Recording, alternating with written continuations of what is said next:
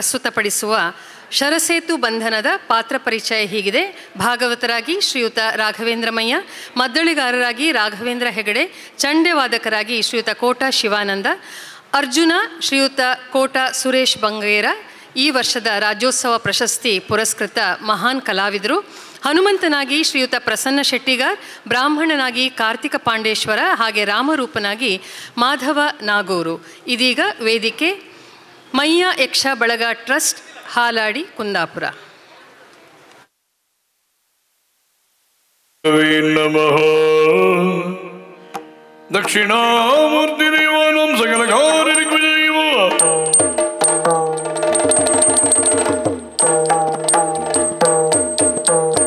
ಗಜಮುಖ ನಾನಿನ್ನ ಪಾದವ ನೆನೆವೆ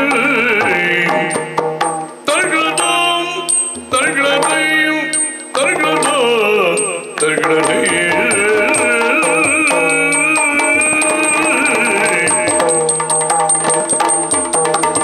ಗಜಮುಖ ನಾನಿನ್ನ ಪಾದವ ನೆನೆವೆ ಗಜಮುಖ ನಾನಿನ್ನ ಪಾದವ ನೆನೆವೆ ನಿಜವಾಗಿ ಕರುಣಿಸು ವರಗಳ ಪ್ರಭುವೇ ನಿಜವಾಗಿ ಕರುಣಿಸು ವರಗಳ ಪ್ರಭುವೇ ಮೂಷಿಕವ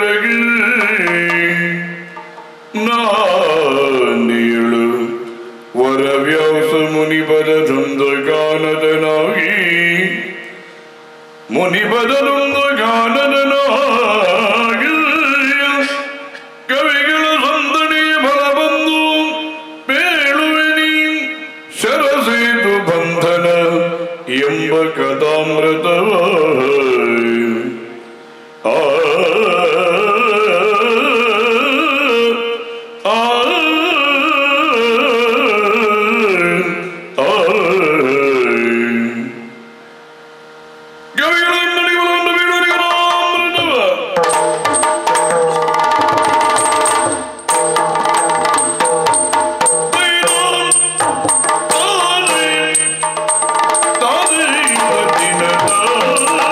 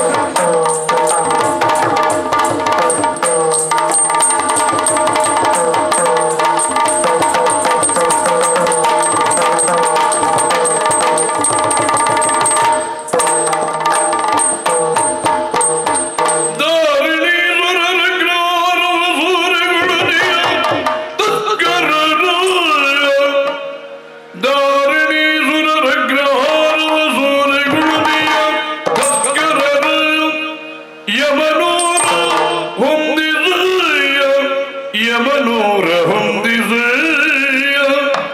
ಬಳಿಕ ರವಿ ಉದಯದಲ್ಲಿ ಫಲುಗುಣನು ಬಳಿಕ ರವಿ ಉದಯದಲ್ಲಿ ಫಲುಗುಣನು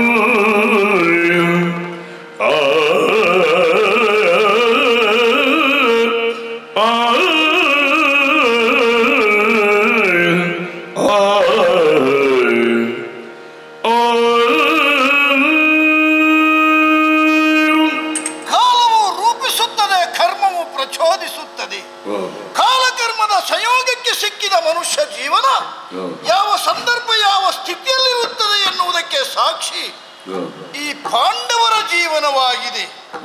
ಮನುಷ್ಯ ಜೀವನ ಎನ್ನುವುದು ಅನಂತ ತಿರುಹುಗಳನ್ನು ಕಾಣುತ್ತದಂತೆ. ಅಲ್ಲದೆ ಇದ್ದರೆ ಎಲ್ಲಿಯೋ ಇರಬೇಕಾದ ನಾವು ಈಗ ಎಲ್ಲಿದ್ದೇವೆ ಎನ್ನುವ ಜೀವನದ ಬಗ್ಗೆ ಎಣಿಸಿಕೊಂಡ್ರೆ ನೋವಾಗುತ್ತಾ ಇದೆ. ಆದರೂ ವಿಧಿ ಆಡಿಸಿದಂತೆ ನಾವು ಆಡಬೇಕಾದದ್ದು ಕರ್ತವ್ಯವೇ. ಮನುಷ್ಯ ಪ್ರಯತ್ನ ಬದುಕಿಗೆ ಎಷ್ಟೇ ಇದ್ದರೂ ವಿಧಿಯ ಇಚ್ಛೆಯಂತೆ ಬದುಕಬೇಕೆನ್ನುವ ಸತ್ಯವನ್ನ ನಾವು ಜೀವನದಲ್ಲಿ ತಿಳಿದುಕೊಂಡವರು. ಹಾಗೆ ಹಸ್ತಿನಾವತಿ ಅಧಿಕಾರಿಯಾಗಬೇಕಾದ ನನ್ನನ್ನ ಧರ್ಮಜ ಏನು ಮಾಡಿದ? ದ್ಯೂತವನ್ನಾಡಿ ಎಲ್ಲವನ್ನೂ ಕಳೆದುಕೊಂಡು ಮಾಡಿಕೊಂಡ ತಾಹದ ಪ್ರಕಾರ ರಾಜ್ಯವನ್ನ ಬಿಟ್ಟು ಬರಬೇಕಾಯಿತು. 12 ವರ್ಷ ವನವಾಸ, 1 ವರ್ಷ ಅಜ್ಞಾತವಾಸ ಮುಗಿಸಿ ಬರಬೇಕು ಸೋತವರು ಎನ್ನುವ ನಿರ್ಣಯಕ್ಕೆ ಬದ್ಧರಾಗಿ ಹಸ್ತಿನಿಯನ್ನ ಬಿಟ್ಟು ಕಾಡು ಪಾಲಾದೆವು. ಬಂದು ಬಂದು ಬಂದು ಏಕಚಕ್ರ ನಗರದಲ್ಲಿ ನಮಗೆ ಆಶ್ರಯ ಸಿಕ್ಕಿತು. ಹಾಗೆಯೇ ಬದುಕುತ್ತಿರುವಾಗ ನಿಜವಾಗಿ ಆದಂತಹ ಒಂದು ಘಟನೆಯ ಬಗ್ಗೆ ಎಣಿಸಿಕೊಂಡ್ರೆ ಹೀಗೆ ಯಾಕಾಯಿತು ಅಂತ ಅನ್ನಿಸ್ತಾ ಇದೆ. ಅಗ್ರಹಾರಕ್ಕೆ ಚೋರರ ಉಪಟಳ, ಬ್ರಾಹ್ಮಣರ ಮನೆಯನ್ನ ಹೊಕ್ಕು ಕಳ್ಳತನ ಮಾಡುವ ಕಳ್ಳರನ್ನ ನಿವಾರಿಸುವುದರ ಬಗ್ಗೆ ಎಲ್ಲ ಕೂಗಿಕೊಂಡಾಗ ಗಡಿಬಿಡಿಯಲ್ಲಿ ಅವಸರದಲ್ಲಿ ಕಳ್ಳರನ್ನ ಹೊಡೆಯಬೇಕಾದ ಅಗತ್ಯ ಇತ್ತು. ತಸ್ಕರರನ್ನ ನಿವಾರಿಸುವುದಕ್ಕಾಗಿ ಕೈಯಲ್ಲಿ ಆಯುಧ ಇಲ್ಲದ ಕಾರಣ ನೇರವಾಗಿ ಹೋಗಿ ಅಣ್ಣನ ಕ್ಷಯಾಗಾರದಲ್ಲಿರುವ ಆಯುಧವನ್ನ ಕರೆತಂದೆ. ತಂದ ನಾನು ತಸ್ಕರರನ್ನ ನಿವಾರಿಸಿದ್ದೇನೋ ಹೌದು. ಆಮೇಲೆ ಆಲೋಚನೆ ಆದದ್ದು, ನಾವು ಮಾಡಿಕೊಂಡ ಒಂದು ಪದ್ಧತಿ ಇದೆ. ಪಂಚ ಪಾಂಡವರು ಪಾಂಚಾಲಿಯ ಪತ್ನಿ ಪಾಂಚಾಲಿ ಪಂಚಪಾಂಡವರ ಪತ್ನಿ. ಆದರೆ ನಾವು ಒಂದು ವರ್ಷಕ್ಕೊಬ್ಬರು ಒಂದೊಂದು ರೀತಿಯಲ್ಲಿ ಅವಳನ್ನ ಪೋಷಿಸುವುದು ಅಂತಿದೆ. ಅಂದರೆ ವರ್ಷಕ್ಕೊಬ್ಬರ ಜೊತೆಯಲ್ಲಿರುವುದವಳು. ಹಾಗೆ ನಾವು ಮಾಡಿಕೊಂಡ ಪ್ರಕಾರ ಯಾರ ಜೊತೆಯಲ್ಲಿ ಯಾವ ವರ್ಷ ಇರುತ್ತಾರೋ ಆ ವರ್ಷ ಅವಳನ್ನ ಆ ರೀತಿಯಲ್ಲೇ ನೋಡಿಕೊಳ್ಳಬೇಕು. ಅಣ್ಣಂದಿರಿಬ್ಬರು ತಮ್ಮನ ಹೆಂಡತಿ ಹಾಗೆ, ಹಾಗೆ ತಮ್ಮಂದಿರೆಲ್ಲ ಅತ್ತಿಗೆಯ ಹಾಗೆ ನೋಡಿಕೊಂಡಿರಬೇಕು ಎಂದು. ಯಾರು ಅವರು ಮಲಗಿಕೊಂಡ ಏಕಾಂತವನ್ನು ಸೇರುತ್ತಾರೋ ಅವರು ವರ್ಷ ಪರ್ಯಂತರ ತೀರ್ಥಯಾತ್ರೆಯನ್ನು ಮಾಡಿ ಬರಬೇಕು ಎನ್ನುವ ರೀತಿಯಲ್ಲಿ ನಾವು ಮಾಡಿಕೊಂಡಂತಹ ಪದ್ಧತಿ. ಹಾಗೆ ನಾನು ಶಸ್ತ್ರಾಸ್ತ್ರವನ್ನ ತರುವುದಕ್ಕೆ ಗಡಿಬಿಡಿಯಲ್ಲಿ ಯಾವ ಆಲೋಚನೆಯೂ ಮಾಡದೆ ಅಣ್ಣನ ಶಯಾಗಾರವನ್ನ ಹಾದೇ ಹೋಗಬೇಕಾಗಿತ್ತು. ಅರಿತೋ ಅರಿಯದೆಯೋ ಅವರ ಶಯ್ಯಾಗಾರವನ್ನ ಸೇರಿದ್ದಾಗಿದೆ. ಅದು ಪ್ರಮಾದವಿರಬಹುದು, ಆದರೆ ಅದಕ್ಕೊಂದು ಪ್ರಾಯಶ್ಚಿತ್ತ ಅಂತ ಬೇಕಲ್ಲ. ಅದಕ್ಕೆ ನಾವು ಮಾಡಿಕೊಂಡ ಪದ್ಧತಿಯ ಪ್ರಕಾರ ತೀರ್ಥಾಟನೆಗೆ ಹೋಗುವುದು ಎಂದು. ಹಾಗೆ ಅಣ್ಣನಲ್ಲಿ ಅನುಮತಿಯನ್ನ ಪಡೆದು ತೀರ್ಥಯಾತ್ರೆಗೆ ಹೊರಟು ನಿಂತಿದ್ದೇನೆ. ಆದಷ್ಟು ಬೇಗ ತೀರ್ಥಯಾತ್ರೆಯತ್ತ ನನ್ನ ಪ್ರಯಾಣ ನಡೆದ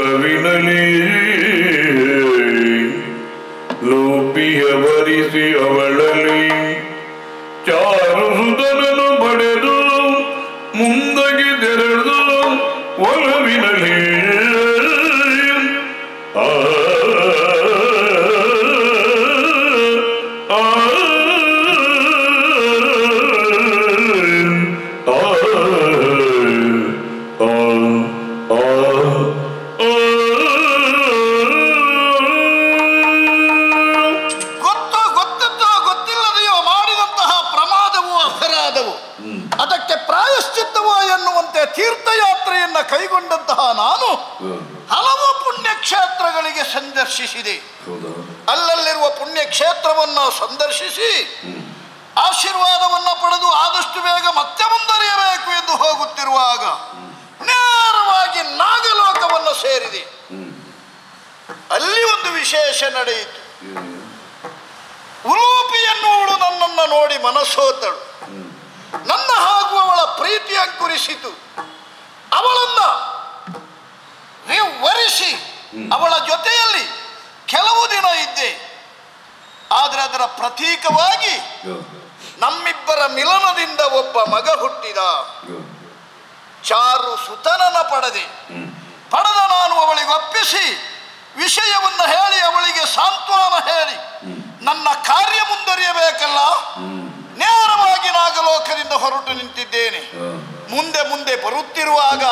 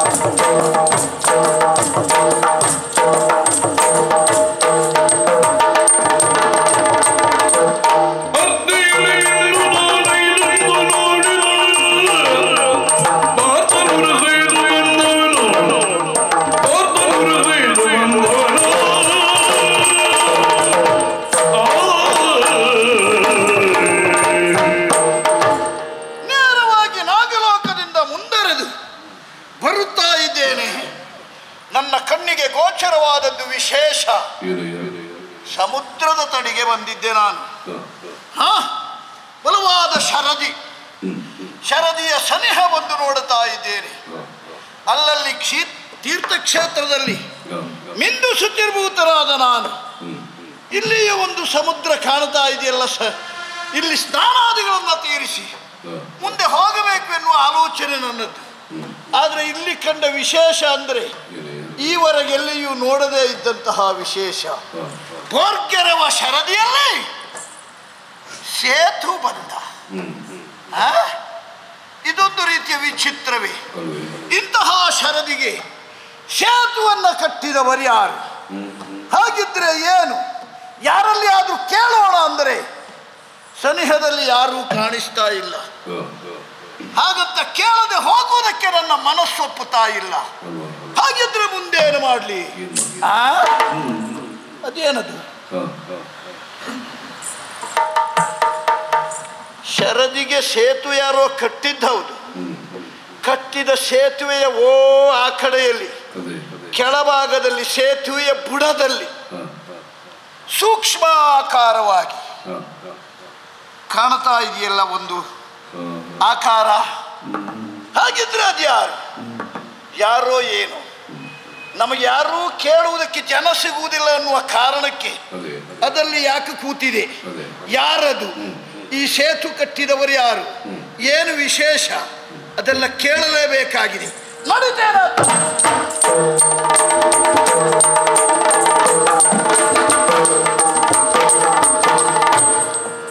ರಾಮಾಯ ರಾಮಭದ್ರಾಯ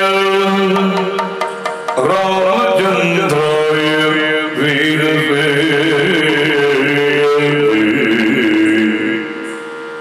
ರಾಮಾಯ ರಾಮಭದ್ರಾಯ ರಾಮಚಂದ್ರಾಯ ವೀರವೇ ರಘುನಾಥಾಯ ನಾಥಾಯ ಶ್ರೀರಾಯ ನಮಃ ರಘುನಾಥಾಯ ನಾಥಾಯ ಸೀತಾಯ ಪದಯೇ ನಮಃ.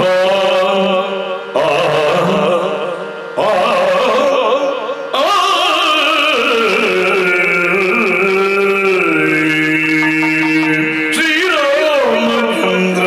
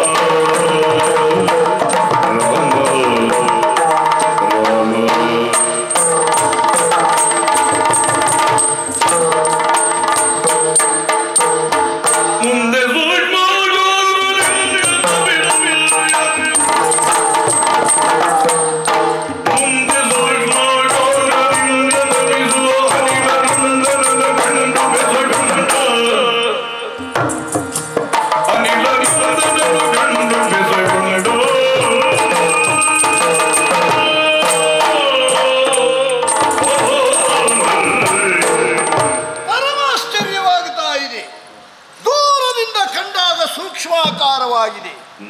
ಇಲ್ಲಿ ಹತ್ತಿರ ಬಂದು ನೋಡಿದಾಗಲೂ ನಿಜವಾಗಿ ಅದಕ್ಕಿಂತ ಏನು ಘನ ಇದಾಗಲಿಲ್ಲ. ಆಕಾರ ಇದೇನು ಅನ್ನುವುದು ಸ್ವಲ್ಪ ಗೊತ್ತಾಯಿತು. ಮರ್ಕಟ ಒಂದು ಇಲ್ಲಿ ಕುಳಿತಿದೆ ಅಂತ ಆದರೆ ಪಾಪ ಇದಕ್ಕೆ ಗೊತ್ತೇ ಇಲ್ವಾ? ಯಾಕಂದರೆ ಅದರ ಸ್ಥಿತಿ ನೋಡಿದರೆ ನನಗೆ ಅಯ್ಯೋ ಅನ್ನಿಸ್ತಾ ಇದೆ.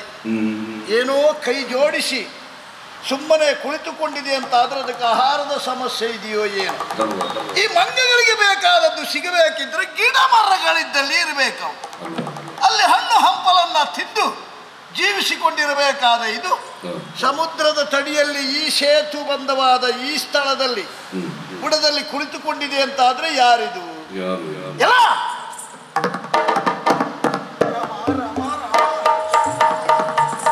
ಯಾರು ಏನು ಅಂತ ಗೊತ್ತಿಲ್ಲ. ಬಹುಶಃ ನನ್ನ ಪರಿಚಯ ನಿನಗೂ ಇರಲಿಕ್ಕಿಲ್ಲ. ಇಲ್ವೇ ಇಲ್ಲ. ಆಕಾರ ಕಂಡ್ರೆ ಮಂಗ ಅನ್ನುವುದು ಗೊತ್ತಾಯ್ತು. ಸಂತೋಷ. ಹಾಗಾಗಿಯೇ ಕೇಳ್ತಾ ಇದ್ದೇನೆ, ಏನು ನೀನು ಕುಳಿತ ಸ್ಥಳ ವಿಚಿತ್ರವಾಗಿದೆ.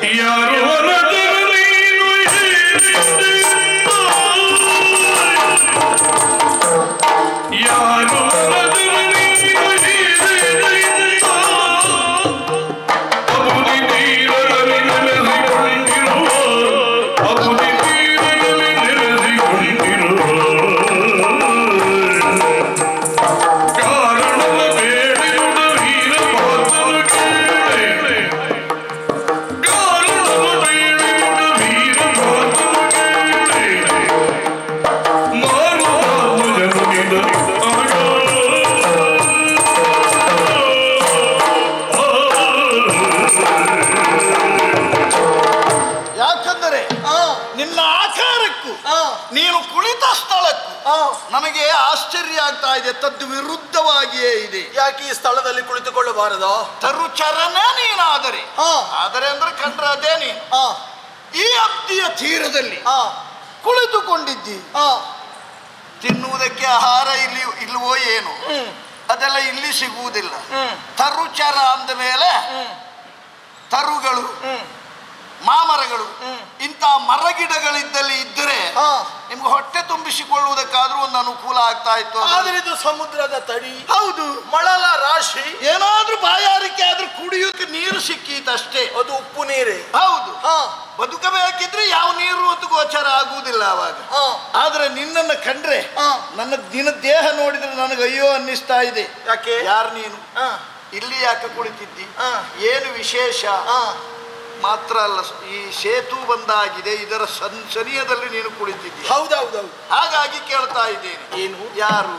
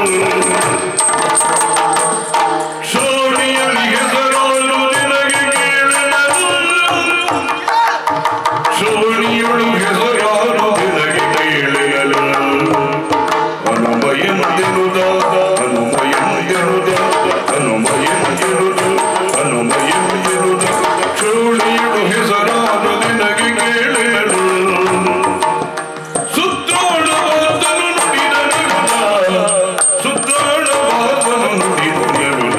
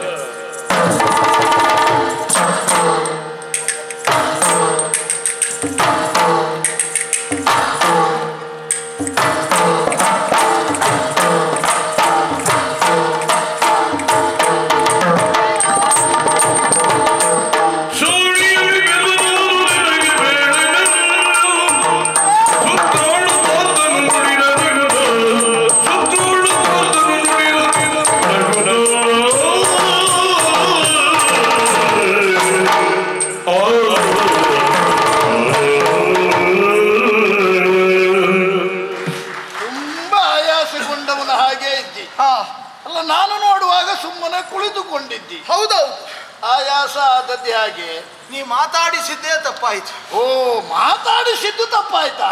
ಇಲ್ಲದೆ ಹೋದರೆ ರಾಮ ಧ್ಯಾನಾಸಕ್ತನಾದಂತಹ ನನಗೆ ಎಷ್ಟು ಕಾಲ ಕಳೆಯಿತೋ ಗೊತ್ತಿಲ್ಲ. ಹಾಗಂತ ಕುಳಿತಲ್ಲಿ ನನಗೆ ಆಯಾಸ ಆದದ್ದೂ ಇಲ್ಲ. ಹೌದಾ? ಯಾವಾಗ ನೀನು ಕರೆದು ಮಾತಾಡಿಸುವುದಕ್ಕೆ ತೊಡಗಿದೆಯೋ ಸ್ವಲ್ಪ ಆಯಾಸ ಕಂಡಿತು. ನಾನು ನೀನು ಮಾತಾಡುವ ಸ್ಥಿತಿಯಲ್ಲಿದ್ದೀಯಂತಲೂ ಎಣಿಸ್ಲಿಲ್ಲ. ಯಾಕೆ ಗೊತ್ತಾ? ನಾನು ಮಾತಾಡಿಸುವುದಕ್ಕೆ ಕಾರಣ ಎಲ್ಲ ಕಡೆ ದೃಷ್ಟಿ ಹರಿಸಿದೆ, ಬೇರಾರೂ ನನಗೆ ಕಾಣಲಿಲ್ಲ. ಸರಿ ಸರಿ, ನನಗೆ ಈ ಕ್ಷೇತ್ರ ಪರಿಚಯ ಆಗಬೇಕಾಗಿತ್ತು, ಇಲ್ಲಿಯ ವಿಶೇಷತೆಯನ್ನು ತಿಳಿಯಬೇಕಾಗಿತ್ತು. ಹಾಗಾಗಿ ಸೂಕ್ಷ್ಮಾಕಾರದಲ್ಲಿ ಕುಳಿತ ನಿನ್ನನ್ನು ಮಾತಾಡಿಸುವ ಅನಿವಾರ್ಯತೆ ಬಂತು ನನಗೆ. ನಾವು ಮಂಗಗಳು, ನೀವು ಮನುಷ್ಯರು. ಹೌದು. ಮಂಗಗಳನ್ನ ಕಂಡಾವಾಗ ಮನುಷ್ಯರು ಕಲ್ಲು ಹೊಡಿತಾರೆ. ಹೌದು. ಅದೇ ಮನುಷ್ಯರನ್ನ ಕಂಡಾವಾಗ ಮಂಗಗಳು ಓಡುತ್ತವೆ, ಹಲ್ಲು ಕಿರಿತಾವೆ. ಹೌದು. ಆದರೆ ನೀನು ಮಾತ್ರ ಹಾಗಲ್ಲ.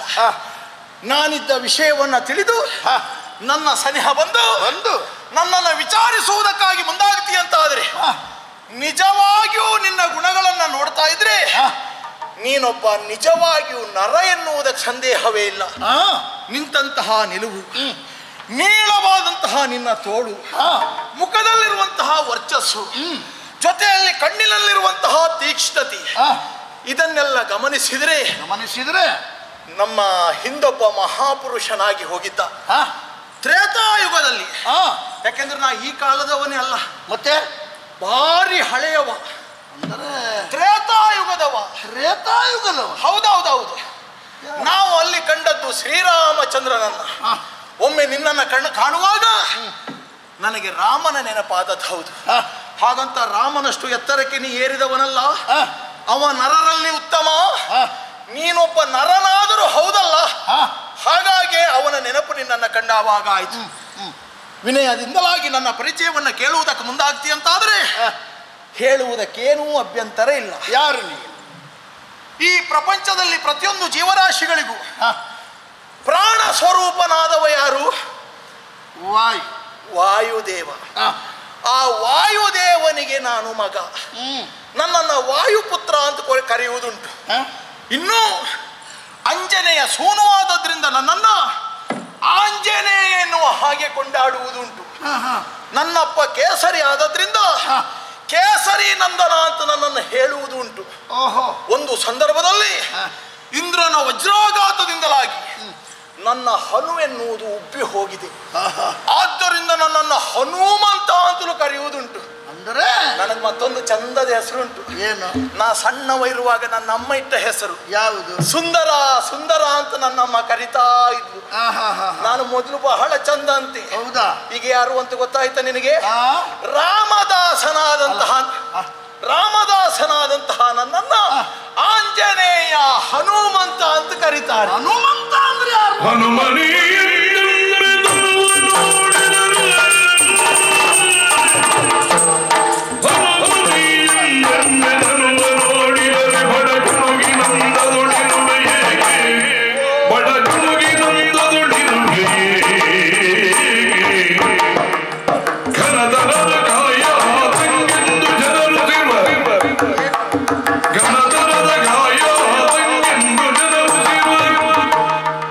Yeah.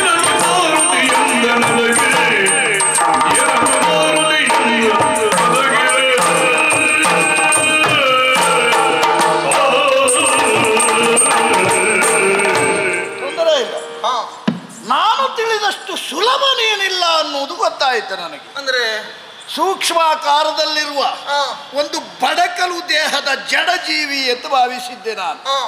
ಇಲ್ಲ, ನಿನ್ನ ಮಾತನ್ನ ಕೇಳಿದಾಗ ಕೆಲವಷ್ಟು ನೀನು ತಿಳಿದುಕೊಂಡಿದ್ಯಾ ಅನ್ನುವ ಸತ್ಯ ಗೊತ್ತಾಯ್ತು. ಒಂದು ಕಾಲದಲ್ಲಿ ಅಕ್ಷೀಣ ಬಲ ನಾನು, ಇವತ್ತು ಕ್ಷೀಣ ಬಲನಾಗಿದ್ದೆ. ಒಂದು ಕಾಲದಲ್ಲಿ ಹಾಗೆ, ಈ ಕಾಲದಲ್ಲಿ ಹೀಗೆ ಅಂದುಕೊಳ್ಳದೆ ಇದ್ರೆ ಅವನ ಹೆಸರು ಹೇಳುವುದಕ್ಕೆ ನಿನಗೆ ಯೋಗ್ಯತೆ ಇಲ್ಲ ಅಂತ ಆಗ್ತದೆ. ಯಾಕೆ ಅಲ್ಲ, ಹೇಳಿದೆಯಲ್ಲ ನೀನು, ನಾನು ಒಂದು ಕಾಲದ ಈ ಯುಗದವನೇ ಅಲ್ಲ, ನಾನು ತ್ರೇತಾಯುಗದವ, ವಾಯುಸೂನು, ಹೌದೌದು, ಅಂಜನಾಸುತ, ಹೌದೌದು, ಆಂಜನೇಯ. ಬಾಯಿ ಮುಚ್ಚ. ಅರೆ, ಅವನ ವಿಷಯ ಈ ಪ್ರಪಂಚದಲ್ಲಿ ಕೇಳದೇ ಇದ್ದವರು ಯಾರಿದ್ದಾರೆ? ನೀನು ಸಾಮಾನ್ಯ ಮರದಿಂದ ಮರಕ್ಕೆ ಹಾರುವ ಮರ್ಕಟ ಅಂತ ನಾನು ತಿಳಿದಿದ್ದೆ. ಅದಕ್ಕಿಂತ ಸ್ವಲ್ಪ ತಿಳುವಳಿಕೆ ಇದ್ದವ ಅನ್ನೋದು ಗೊತ್ತಾಯ್ತು. ಈಗ ಗೊತ್ತಾಯ್ತಲ್ಲ ನನ್ನ ತ್ರೇತಾಯುಗದ ಆ ಹನುಮಂತನ ವಿಷಯವನ್ನ ಸಂಪೂರ್ಣವಾಗಿ ನೀನು ಬಾಯಿಪಾಠ ಮಾಡಿಕೊಂಡಿದ್ದೆ. ಅರೆ, ನೀನು ಮರದಿಂದ ಮರಕ್ಕೆ ಹಾರುವ ಮಂಗ. ಈಗ ನಾ ಹನುಮಂತ ಅಂತ ನೀವು ಒಪ್ಪಿಕೊಳ್ಳುವುದಿಲ್ಲ? ಅಲ್ಲ, ಒಪ್ಪಿಕೊಳ್ಳಬೇಕಿದ್ರೆ ಸಂಬಂಧ ಇರಬೇಕಲ್ಲ ಮಹಾರಾಜ. ಯಾಕೆ ಸಂಬಂಧ ಇಲ್ಲ? ಅಲ್ಲ, ನೀನು ಹೇಳುವ ನಿನಗಾದರೂ ಇಂಥವರಿಗೆ ನಿನ್ನನ್ನು ಹೋಲಿಸಿಕೊಳ್ಳಬೇಕಿದ್ರೆ ಯಾವುದಾದರೂ ಒಂದಂಗದಲ್ಲಿ ಆದರೂ ಅವರ ಹಾಗಿರಬೇಕು ನಾನು ಅಂತ ತಿಳ್ಕೊಳ್ಬೇಕಾಗಿದೆ. ಈಗ ಯಾವ ಅಂಗದಲ್ಲಿ ನ್ಯೂನ್ಯತೆ ಉಂಟು ನನಗೆ? ಆಕಾರ ಮಂಗನದ್ದೇ ಇರಬಹುದು, ಮಂಗನದ್ದೇ ಇದ್ದವುಗಳೆಲ್ಲ ಹನುಮಂತ ಆಗ್ತಾವ? ಇಲ್ಲ ಇಲ್ಲ ಇಲ್ಲ, ಅದು ನಿನಗೆ ಹೇಳುವುದು ಅದನ್ನೇ. ಮಂಗಗಳೆಲ್ಲ ಆಂಜನೇಯ ಪುತ್ರರಾಗುವುದಿಲ್ಲ. ಆಗುವುದಿಲ್ಲ. ರಾಮವಂತ ಹನುಮಂತ ನಾನೇ, ನಾನೇ. ಅವ ವಾನರೇಂದ್ರ, ನೀನು ಒಂದು ಮಂಗ. ನಾನು ತಿಳಿದಂತೆ. ಯಾಕೆ ಗೊತ್ತಾ? ಯಾಕೆ? ಹನುಮಂತ ಅಂದ್ರೆ ಹೇಗಿದ್ದಾನೆ ಅಂತ ಸಾಮಾನ್ಯರಿಗೆಲ್ಲ ಗೊತ್ತುಂಟು. ಹೌದಾ? ತ್ರೇತಾಯುಗದ ಹನುಮಂತ ಮಾಡಿದ ಸಾಹಸದ ಬಗ್ಗೆ ಎಣಿಸಿದರೆ ಅದೆಲ್ಲವೂ ಅವನ ಶಕ್ತಿಯಿಂದ ಮತ್ತೆ ರಾಮನ ಅನುಗ್ರಹದಿಂದ. ಅವನನ್ನ ಕಂಡಾಗ ಗುರುತಿಸುವ ರೀತಿ ಹೀಗೆ: ಹನುಮ ಎಂದರೆ ವಜ್ರಕಾಯ, ದಷ್ಟ ಪುಷ್ಟವಾಗಿ ಬೆಳೆದುಕೊಂಡಿದ್ದವ. ನೀನೆಲ್ಲಿಯೋ ಈಗ ಸಾಯ್ತೀಯೋ, ಇನ್ನೊಂದು ಗಳಿಗೆಯಲ್ಲಿ ಸಾಯ್ತೀಯೋ, ಪಥ್ಯ ಇಲ್ಲದೆ ಇಲ್ಲೇ ಬಿದ್ದು ಸಾಯ್ತೀಯೋ ಗೊತ್ತಿಲ್ಲ ನನಗೆ. ನೀನು ಹನುಮಂತ ಅಂತ ಹೇಳಿಕೊಳ್ಳುವುದಾ? ನಿಜವಾಗಿ ಹನುಮಂತನ ಚಿತ್ರಣ ನಿನಗೆ ಗೊತ್ತಿದ್ದರೆ ನೀನು ಹನುಮಂತ ಹೌದೇ ಅಂತ ವಾದಿಸುವುದಿದ್ದರೆ ಅಂತಹ ದಷ್ಟಪುಷ್ಟವಾದ ದೇಹಾಕೃತಿ ಎಲ್ಲಿಯೋ ನೀನು ನವರಾತ್ರಿ ಹನುಮಂತನನ್ನು ನೋಡಿದ್ದೀಯ. ಯಾರು? ಬಹುಶಃ ಅದನ್ನೇ ಮಂಗ ಹನುಮಂತ ಅಂತ ನಂಬಿಟ್ಟಿದ್ದೀಯ ನೀನು. ಅಲ್ಲ, ಹಾಗಾಗಿ ನಿಜವಾದ ಹನುಮಂತ ಬಂದ್ರೆ ಅವ ಹನುಮಂತಲೇ ಅಂತಲೇ ನಿನಗೆ ಗೊತ್ತಾಗುವುದು. ಅಲ್ಲ ಅಲ್ಲ, ನಮ್ಮ ಕಲ್ಪನೆ ಏನು ಗೊತ್ತಾ? ಏನು? ಹನುಮಂತ ಅಂದ್ರೆ ಹಾಗಿದ್ದಾನೆ ಅಂತ. ನಾವು ನೋಡದೇ ಇದ್ರು ಆ ಚಿತ್ರಣವನ್ನು ನಾವು ಚಿತ್ರಿಸಿದ್ದೇವೆ ಮನಸ್ಸು. ಬಹುಶಃ ಯಾರೋ ನಿನ್ನಂತ ದೊಡ್ಡ ಆಕಾರದವರೇ ಮಾಡಿದಿರ್ಬೇಕಾ ವೇಷ. ಅಲ್ಲ, ವೇಷ ಅಲ್ವಾ? ನಾನು ಹೇಳಿದ್ದು ವೇಷ ಅಲ್ಲ. ರಾಮವಂತ ಹನುಮಂತ, ವಾಯುಪುತ್ರ ಅಂಜನಾಸುತ ಹನುಮಂತ, ಅಂದ್ರೆ ವಜ್ರಕಾಯ ಹನುಮಂತ. ಹೀಗೆ ಇದ್ದಾನೆ ಎನ್ನುವುದನ್ನು ನೀ ಪುಸ್ತಕದಲ್ಲಿ ಓದಿದ್ದಿ, ಕಲ್ಪಿಸಿದ್ದೇನೆ. ಅವನ ಚಿತ್ರಣವನ್ನು ಚಿತ್ರಿಸಿದ್ದೇನೆ ಮನಸ್ಸಿನಲ್ಲಿ. ನಮ್ಮ ಚಿತ್ರಣ ಎಲ್ಲ ಸುಳ್ಳಾಗುವುದಿಲ್ಲ. ಅಂತ ಹನುಮಂತನೇ ನೀನಾದ್ರೆ ಹನುಮಂತನ ವಿಷಯ ನಿನಗೆ ಸಂಪೂರ್ಣ ಗೊತ್ತಿದ್ರೆ ಅಂತ ಆಕಾರ ಇದ್ದ ಹನುಮಂತ ಈ ಬಡಕಲು ದೇಹಿಯಾದದ್ದು ಹೇಗೆ? ಓ, ನನ್ನ ಈ ಸ್ಥಿತಿಗೆ ಅಯ್ಯೋ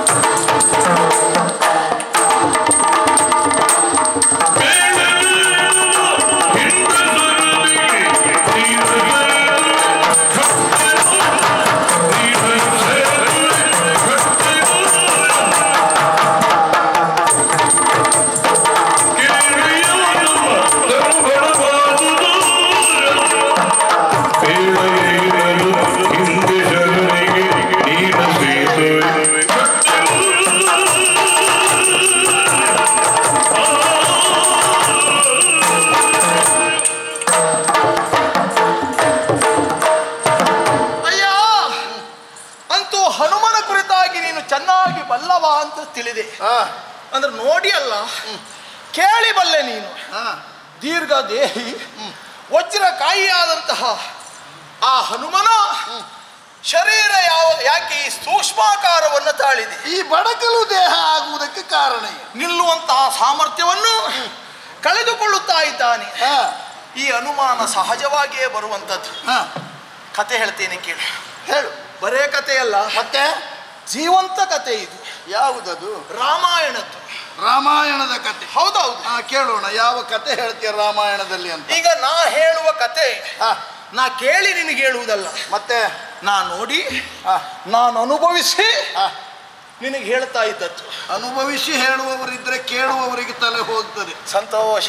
ನೋಡುವ, ಹೇಳು. ಜಿಜ್ಞಾಸೆ ಎನ್ನುವುದು ಅಜ್ಞಾನದ ಲಕ್ಷಣ ಅಲ್ವಲ್ಲ, ಅದು ಸುಜ್ಞಾನದ ಲಕ್ಷಣವೇ ಹೌದು. ಹೌದು, ಸರಿಯಪ್ಪ. ಹಿಂದೆ ಪಿತೃವಾಕ್ಯ ಪರಿಪಾಲನೆಗಾಗಿ ಲೋಕಮಾತೆಯಾದಂತಹ ಸೀತೆಯನ್ನು ಕರೆಕೊಂಡು ವನವಾಸಕ್ಕೆ ರಾಮ ಹೋದ. ಲಕ್ಷ್ಮಣನು ಇದ್ದಿದ್ದ. ಪಂಚವಟಿಯಲ್ಲಿ ಮಾಯಾಜಿಂಕೆಯ ಪ್ರಕರಣದಿಂದಲಾಗಿ ಸೀತೆ ಎನ್ನುವವಳು ರಾವಣನಿಂದ ಅಪಹರಿಸಲ್ಪಟ್ಟಳು ಎನ್ನುವ ವಿಷಯ ರಾಮನಿಗೆ ಜಟಾಯುವಿಂದ ಗೊತ್ತಾಯಿತು. ಸೀತಾನ್ವೇಷಣೆಯನ್ನ ಮಾಡುವುದಕ್ಕಾಗಿ ದಕ್ಷಿಣಾಭಿಮುಖವಾಗಿ ಸಾಗಿ ಬರುತ್ತಾ ಇದ್ದ ಹೊತ್ತು ಪಂಪಾ ತೀರದಲ್ಲಿ ಶ್ರೀರಾಮಚಂದ್ರನ ದರ್ಶನ ನನ್ನ ಪಾಲಿಗೆ ಪ್ರಾಪ್ತಿಸಿತು. ಸುಗ್ರೀವಾದಿಗಳ ಜೊತೆಯಲ್ಲಿ ರಾಮನಿಗೆ ಸಖ್ಯವೂ ಆಯಿತು. ಶತಯೋಜನ ವಿಸ್ತೀರ್ಣ ಹೊಂದಿರುವಂತಹ ಶರದಿಯನ್ನು ಉತ್ತರಿಸಿ ಲಂಕೆಯನ್ನ ಸೇರಿ ಸೀತಾನ್ವೇಷಣೆಯನ್ನ ಮಾಡಿ ರಾಮನಿಗೆ ಬಂದು ತಿಳಿಸಿದ ಮೇಲೆ ಶತಯೋಜನ ವಿಸ್ತೀರ್ಣ ಹೊಂದಿರುವಂತಹ ಶರದಿಗೆ ಸೇತುವೆಯನ್ನು ಕಟ್ಟುವಂತಹ ತೀರ್ಮಾನಕ್ಕೆ ಪ್ರಭು ರಾಮಚಂದ್ರ ಬಂದ. 77 ಕೋಟಿ ವಾನರ ವೀರರು, 18 ಅರ್ಬುದ ಕರ್ಬುದರು ಎಲ್ಲ ಸೇರಿ ಶತಯೋಜನ ವಿಸ್ತೀರ್ಣ ಹೊಂದಿರುವಂತಹ ಶರದಿಗೆ ಸೇತುವೆಯನ್ನ ಕಟ್ಟುವುದಕ್ಕೆ ಮುಂದಾದ್ರು. ಆವಾಗ ನಾವೆಲ್ಲ ಮಾಡಿದ್ದೇನು ಗೊತ್ತಾ? ಏನು ಮಾಡಿದೆ?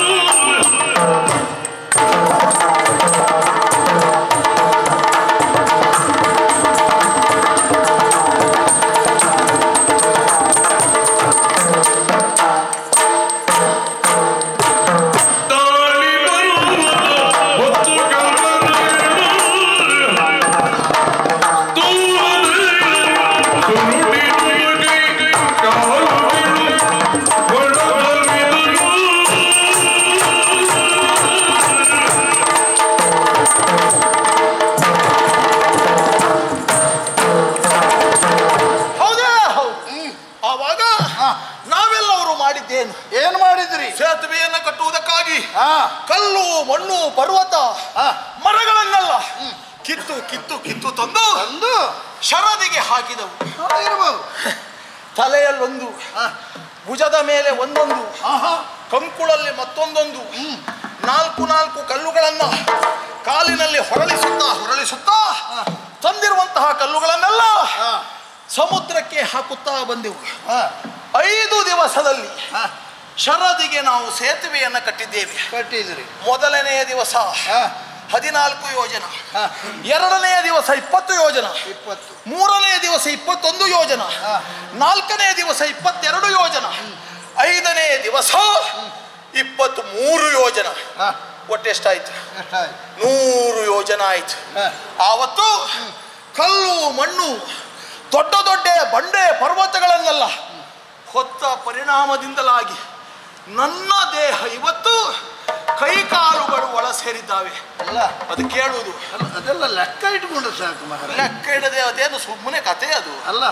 ಮಾಡಿದವರೇ ಲೆಕ್ಕ ಇಟ್ಕೊಳ್ಬೇಕು ಅಂತಿಲ್ಲ, ಕಲ್ಪನೆ ಮಾಡಿ ಹೇಳುವುದಕ್ಕೂ ಬರ್ತದೆ ಅದು. ನೀನೀಗ ಲೆಕ್ಕ ಮಾಡಿ ವಿವರಿಸಿ ಒಂದೊಂದು ದಿವಸ ಇಂತಿಷ್ಟು ಅಂತ ಹೇಳಿದ್ಯೆ ಎಂದ ಮಾತ್ರಕ್ಕೆ ನೀನು ಮಾಡಿದ್ದು ಹೌದು ಅಂತ ಎದುರಿನಲ್ಲಿದ್ದ ಒಪ್ಪಿಕೊಳ್ಳಬೇಕು ಅಂತೇನಿಲ್ಲ. ಅಲ್ಲ, ದಿವಸ ಅಷ್ಟೇ ಹೊತ್ತ ಕಲ್ಲಲ್ಲಿ ಲೆಕ್ಕಾಚಾರ ಹೆಚ್ಚು ಕಡಿಮೆ ಇರಬಹುದು. ದಿವಸ ಅಷ್ಟೇ ಇರಬಹುದು. ಆದರೆ ನೀನು ಮಾತ್ರ ಲೆಕ್ಕ ಮಾಡಿ ಹೇಳಿದ್ದು 100ಕ್ಕೆ ಸರಿ ಆದ್ರೆ ಆಯ್ತು. 100ಕ್ಕೆ ಸುಳ್ಳು ಹೇಳಿದ್ದಲ್ವೋ? ಆ ದಿವಸ ನಾವು ಅಲ್ಲಿ ಇರ್ಲಿಕ್ಕೆ ಹೋಗಿ ನಾವು ಸತ್ಯವನ್ನೇ ಕಂಡದ್ದನ್ನೇ ಹೇಳಿ ನೀನು ಅಲ್ಲಿದ್ದೀಯ ಅನ್ನುವುದನ್ನ ಪುಷ್ಟೀಕರಿಸುವುದಕ್ಕೆ ನೀನು ಹೇಳಿದ್ದು ಅಂತ ನನಗೂ ಗೊತ್ತಾಗಿ ಕೇಳುವುದು. ಎಳೆಯ ಪ್ರಾಯದಲ್ಲಿ ಹೆಚ್ಚು ಹಾರಾಟ ಮಾಡಬಾರದು, ಎಳೆಯ ಪ್ರಾಯದಲ್ಲಿ ಎದ್ದು ತಿರುಗ್ಲಿಕ್ಕೆ ಆಗುವುದಿಲ್ಲ ಅಂತ. ಹಳೆಯ ಪ್ರಾಯದಲ್ಲಿ ಹೌದೌದು, ತಿರುಗುವುದಕ್ಕಾಗುವುದು ಕಷ್ಟ ಆಗುತ್ತದೆ ಅಂತ. ಹೌದಾ? ಆವತ್ತು ನಾವು ಅಷ್ಟು ಮಾಡ್ಲಿಕ್ಕೆ ಹೋಗಿ ಇವತ್ತು ನನ್ನ ದೇಹ ಎನ್ನುವುದು ಬಸವಳಿದು ಹೋಗಿದೆ. ರಾಮ ಸೇತುವೆ ನಿರ್ಮಾಣ ಕಾಲದಲ್ಲಿ ನಿನ್ನ ಯೌವನ ಎಲ್ಲ ಹಾಳು ಮಾಡ್ಕೊಂಡಿದ್ದೀನಿ. ಹಾಗಂತ ಬೇಸರ ಅಲ್ಲ, ರಾಮ ಸೇವೆ ಮಾಡುವುದಕ್ಕೊಂದು ಅವಕಾಶ ಸಿಕ್ಕಿತಲ್ಲ ಅಂತ ಹೆಮ್ಮೆಯಿಂದ ಹೇಳ್ತೇವೆ ನಾವು. ಅಲ್ಲ, ಹೆಮ್ಮೆಯಿಂದ ಹೇಳು, ತೊಂದರೆ ಇಲ್ಲ. ಹಾಗೆಲ್ಲ ಮಾಡಿದ ಹನುಮಂತ ನೀನು ಅಂತ ಹೇಳುವುದಾ? ಅದ ಕತೆ ಬಿಡು, ಹನುಮಂತನ ಕತೆ ಬಿಡು. ಈ ಸೇತು ಕಟ್ಟುವುದಕ್ಕಷ್ಟು ಪರಿಶ್ರಮ ಪಟ್ಟಿದ್ದಾರೆ ವಾನರರು ಅಂತ ಹೇಳುವುದ? ಹೌದು. ಏನು ನಾನಿಷ್ಟು ಮಾತಾಡುವವ ಯಾರು ಅಂತ ಗೊತ್ತುಂಟ? ಯಾರು? ನಿಜವಾಗಿ ಸೇತು ಕಟ್ಟುವುದಕ್ಕೆ ಅಷ್ಟು ಪರಿಶ್ರಮ ಪಡಬೇಕೇನ? ನೀನ್ ಎಂತದ್ದು ಹೇಳಿದ್ದ? ಕಲ್ಲು ಮರ ಪರ್ವತ ಹೊತ್ತದ್ದ. ಹೌದು.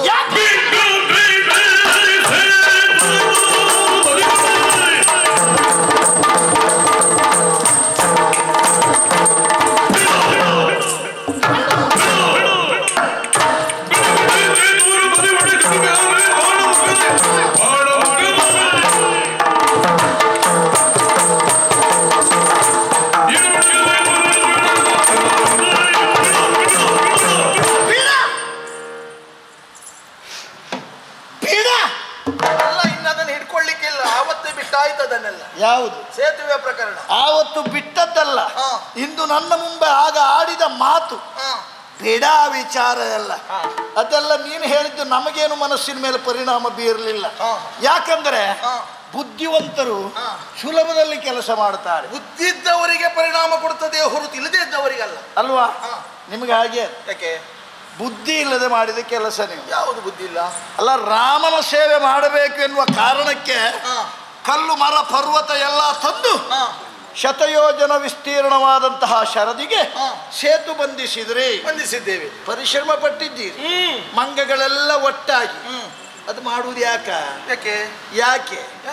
ನಾವು ನಮ್ಮಂತವರು ಮನಸ್ಸು ಮಾಡಿದ್ರೆ ಈ ಸೇತುವೆ ಎಲ್ಲ ಲೆಕ್ಕವ? ಅಂದ್ರೆ ಅಷ್ಟೆಲ್ಲ ಕಲ್ಲು ಮರ ಪರ್ವತ ಎಲ್ಲ ಹೊರಬೇಕಾದ ಅಗತ್ಯ ಉಂಟಾ? ಮತ್ತೆ ಮನಸ್ಸು ಮಾಡಿದ್ರೆ ಈ ಪಾರ್ಥ ಇದದ್ದು ಗೊತ್ತಾಯ್ತ ನನಗೆ? ಧನುಷರ ನಾವು ಏನು ಕೆಲಸ ಮಾಡುವುದಿದ್ರೆ ಇದು ಮುಖ್ಯ ನಮಗೆ. ಹಾಗಾಗಿ ನೀನು ಕಟ್ಟಿದಂತ ಈ ಸೇತುವೆ ಬಿಡು, ನೀವೆಲ್ಲ ಕಟ್ಟಿದ್ದು. ನಾನು ಬಾಣ ಮುಖದಲ್ಲಿ ಕಟ್ಟಿ ತೋರಿಸಬಲ್ಲ. ಅಲ್ಲ, ಬರೇ ಬಾಯಿ ಮಾತಿನಲ್ಲಿ ಕಟ್ತೇನೆ ಅಂತ ಹೇಳಿದ್ರೆ ಆಗ್ಲಿಕ್ಕಿಲ್ಲ. ಅಂತದ್ದೇನಾದ್ರೂ ಮಾಡಿದುಂಟ ನಿನ್ನ ಬದುಕಿನಲ್ಲಿ?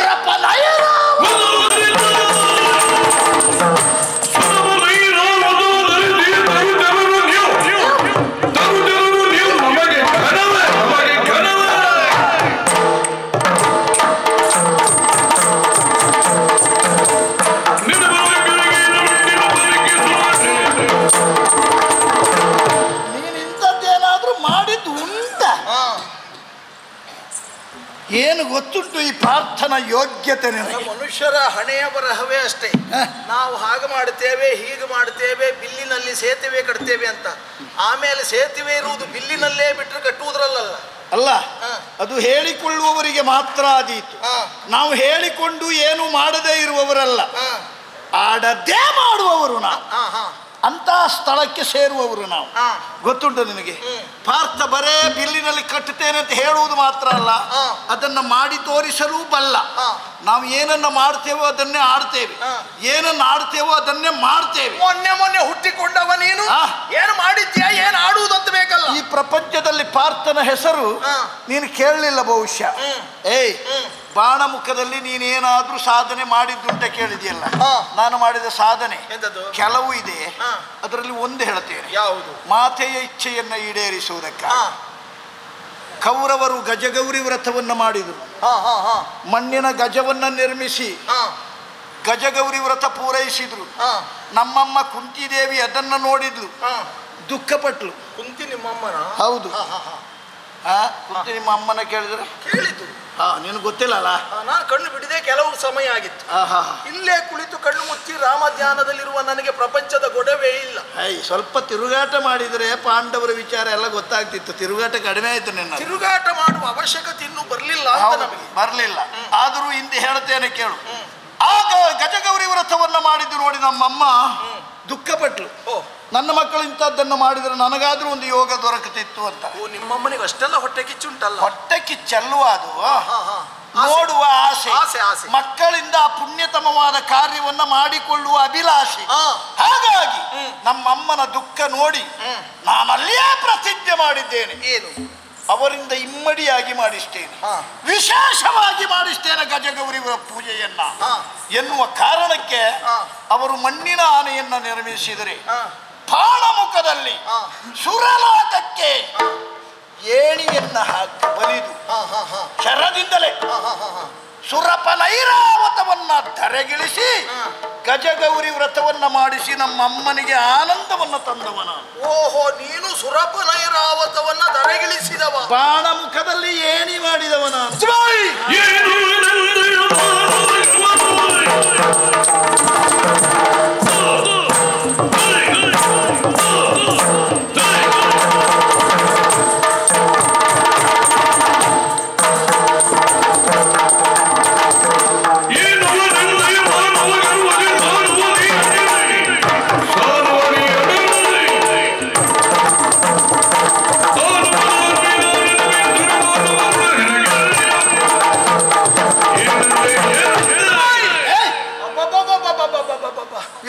ನಮ್ಮ ಕಾಲದಲ್ಲಿ ಅಂದ್ರೆ ಹಿಂದಿನ ಕಾಲದಲ್ಲಿ ಈ ರೀತಿಯಾಗಿ ಬಾಯಿ ಬಡುಕರೆಲ್ಲ ಇರ್ಲಿಲ್ವೋ? ಅಲ್ಲ, ಬಾಯಿ ಬಡುಕತನ ಅಲ್ಲ, ಇದು ಮಾಡಿದ್ದನ್ನ ಹೇಳಿದ್ದು. ಸುಮ್ಮನೆ ಲೋಕವೇ ಕೊಂಡಾಡಿದೆ.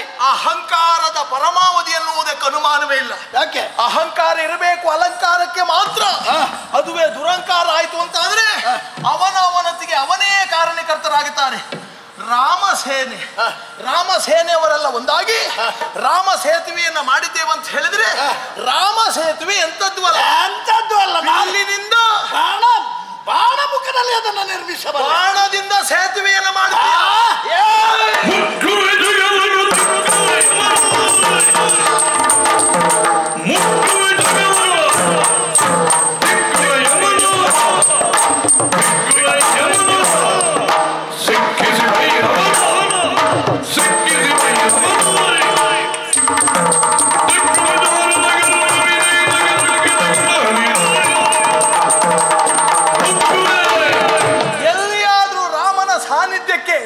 ಅಪಚಾರ ಆಯ್ತು ಅಂತಾದ್ರೆ ಸುಮ್ಮನೆ ಬಿಡುವವನಲ್ಲ ಈ ಹನುಮಂತ. ನಾನಿದು ರಾಮನಿಗೆ ಅಪಚಾರ ಆಗಬೇಕು ಅಂತ ಹೇಳಿದ್ದಲ್ಲ.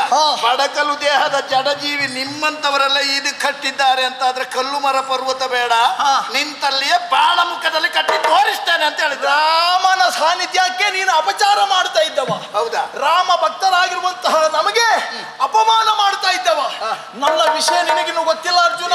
ಏನ್ ಮಾಡ್ತಿ? ಮುಕ್ಕುವೆ ಜಗವನ್ನ, ದಿಕ್ಕುವೆ ಯಮನನ್ನ, ಪ್ರತ್ಯಕ್ಷ ಹರನೇ ಬಂದರು ಬಾಲದಲ್ಲಿ ಅವನನ್ನು ಸಿಕ್ಕಿಸಿ ಗರಗರನೆ ತಿರುಗಿಸಿ ನೆಲಕ್ಕೆ ಅಪ್ಪಳಿಸೇನೋ ಜಾಗ್ರತೆ. ನೀನು ಎಷ್ಟು ಮಾಡ್ತಿ ಏನು ಮಾಡ್ತಿ ಅಂತ ನಿನ್ನ ದೇಹ ನೋಡಿ ನಾವು ಲೆಕ್ಕ ಹಾಕಿ ಆಯ್ತು. ಎಂತದ್ದು? ಬರೇ ಬಾಯಲ್ಲಿ ಹೇಳಿಕೊಂಡ ಮಾತ್ರಕ್ಕೆ ಆಗುವುದಿಲ್ಲ. ಆದರೆ ನಾನು ಮಾತ್ರ ಹೇಳಿದಷ್ಟನ್ನ ಮಾಡಿ ಮುಗಿಸ್ತೇನೆ. ಏನು ಮಾಡ್ತಿ ಅಂತ ಬೇಕಾ? ಬೇಕಾ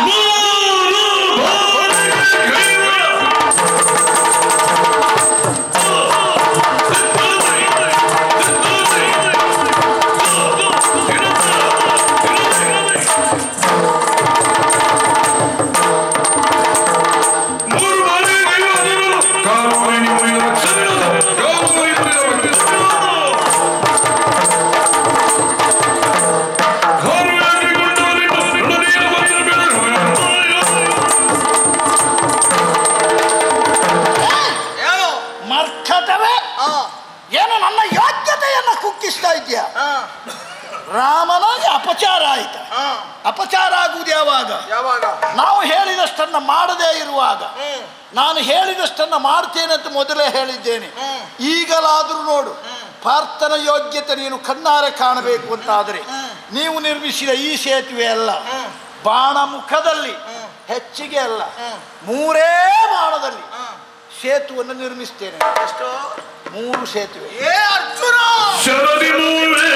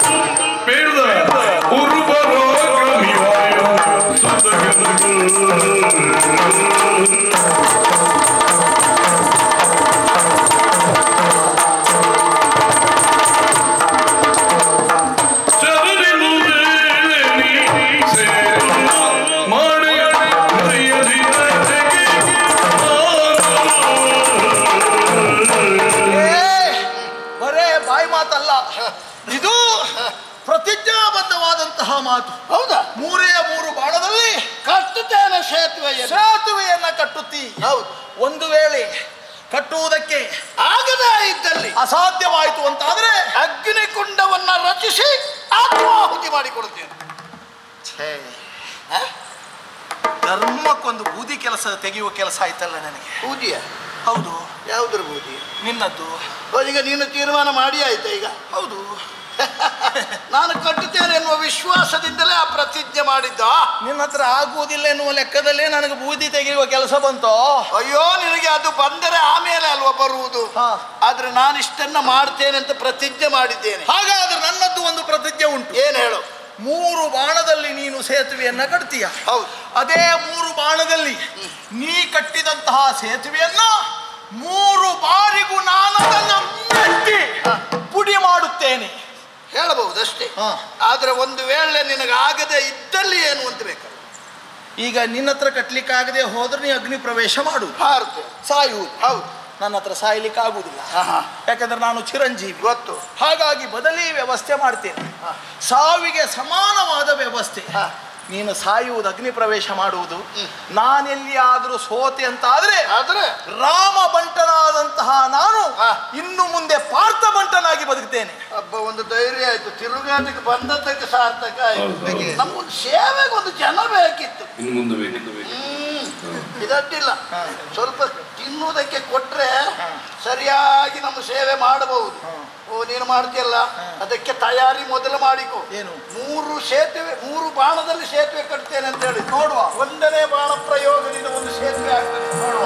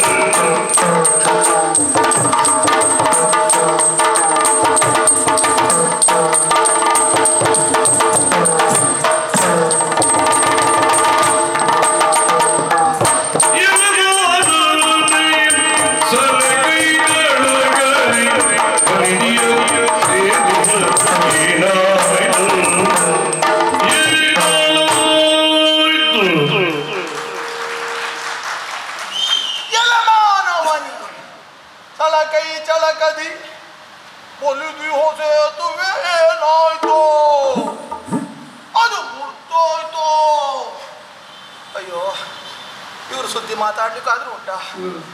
ಇವರು ಆಕಾಶಕ್ಕೆ ಏಣಿಟ್ಟವರು. ರೂಢಿಯಲ್ಲೊಂದು ಮಾತುಂಟು, ಆಕಾಶಕ್ಕೆ ಏಣಿ ಇಡ್ಲಿಕ್ಕಾಗ್ತದ ಅಂತ. ಈ ಪುಣ್ಯಾತ್ಮ ಆಗುವುದಿಲ್ಲ ಎನ್ನುವುದು ಪಾಪ ಇವನಿಗೆ ಗೊತ್ತಿಲ್ಲ. ಬಾಯಿ ಬಡುಕ ಅದನ್ನೇ ಹೇಳಿಬಿಟ್ಟ, ನಾವು ಆಕಾಶಕ್ಕೆ ಏನಿಟ್ಟವರು, ಸ್ವರ್ಗಕ್ಕೆ ನಾವು ದಾರಿ ಮಾಡಿದವರು, ಅಲ್ಲಿಂದ ಸುರಪ ನೈರಾವತವನ್ನು ತರಗಿಳಿಸಿದವರು ಅಂತ.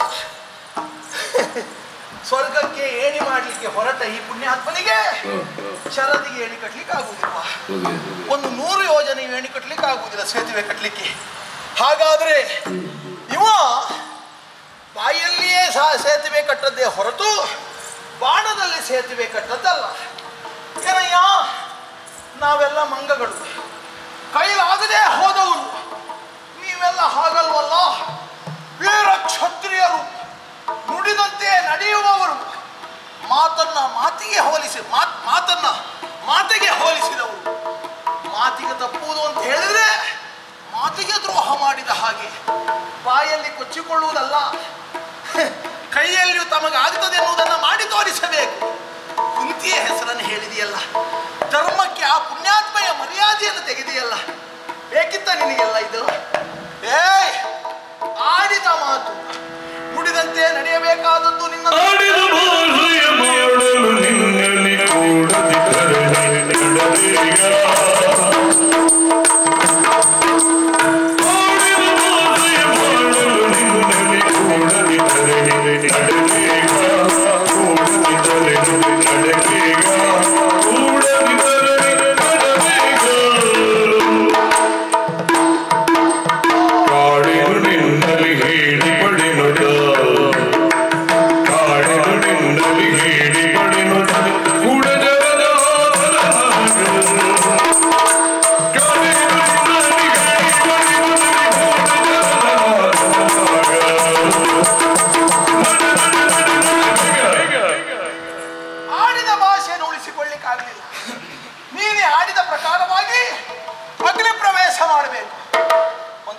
ಸಾಧ್ಯವಿಲ್ಲ.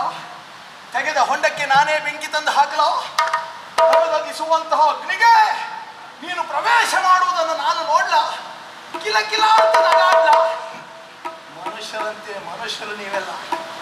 ಯಾಕೆ ಮಂಗಗಳ ಸುದ್ದಿಗೆ ಬರ್ತೀರಿ? ಮಂಗಗಳ ಕೈಯಲ್ಲಿ ಕೋಲು ಕೊಟ್ಟು ಯಾಕೆ ಪೆಟ್ಟು ತಿನ್ನುವುದಕ್ಕೆ ಮುಂದಾಗ್ತೀರಿ? ನಿಮ್ಮ ಬಣ್ಣ ಬದುಕಿಗಿಷ್ಟು. ಇನ್ನಾದರೂ ನಮ್ಮ ತಂಟೆಗೆ ಬರುವುದನ್ನು ಬಿಡಿ. ನಿನ್ನ ಸಾವನ್ನು ಕಾಣಬೇಕೆನ್ನುವಂತಹ ಆಸೆ ನನಗಿಲ್ಲ. ನೀನು ಸಾಯುವುದೂ ಬೇಡ. ಇಲ್ಲಿಗೆ ಈ ಪ್ರಕರಣವನ್ನು ಮುಗಿಸಿ ಬಿಡೋಣ. ನೀನು ಇಲ್ಲಿಗೆ ಬಂದದ್ದು, ನನಗೂ ನಿನಗೂ ಪಂಥ ಆದದ್ದು, ಪಂಥದಲ್ಲಿ ನೀನು ಸೋತದ್ದು, ಸಾಯ್ತೇನಂತ ಹೇಳಿದ್ದು. ನಾನೂ ಮರಿತೇನೆ, ನೀನೂ ಮರಿತೇನೆ. ಈ ಪ್ರಪಂಚಕ್ಕೆ ನಿನ್ನಂಥವ ಬೇಕು. ಬೇಕಾದಂಥ ನಿನ್ನ ಶರೀರ ಈಗಲೇ ಬೇಡವಾಗಿಸುವುದು ಬೇಡ. ಹಾಗಾಗಿ ಹೇಗೆ ಇಲ್ಲಿವರೆಗಾಗಿ ಬಂದಿದ್ದೀಯೋ ಹಾಗೆ ಮನೆಗೆ ಮರಳಿರಲೇಸು. ಇಲ್ಲದೇ ಇದ್ರೆ ಜಾಗ್ರತೆ.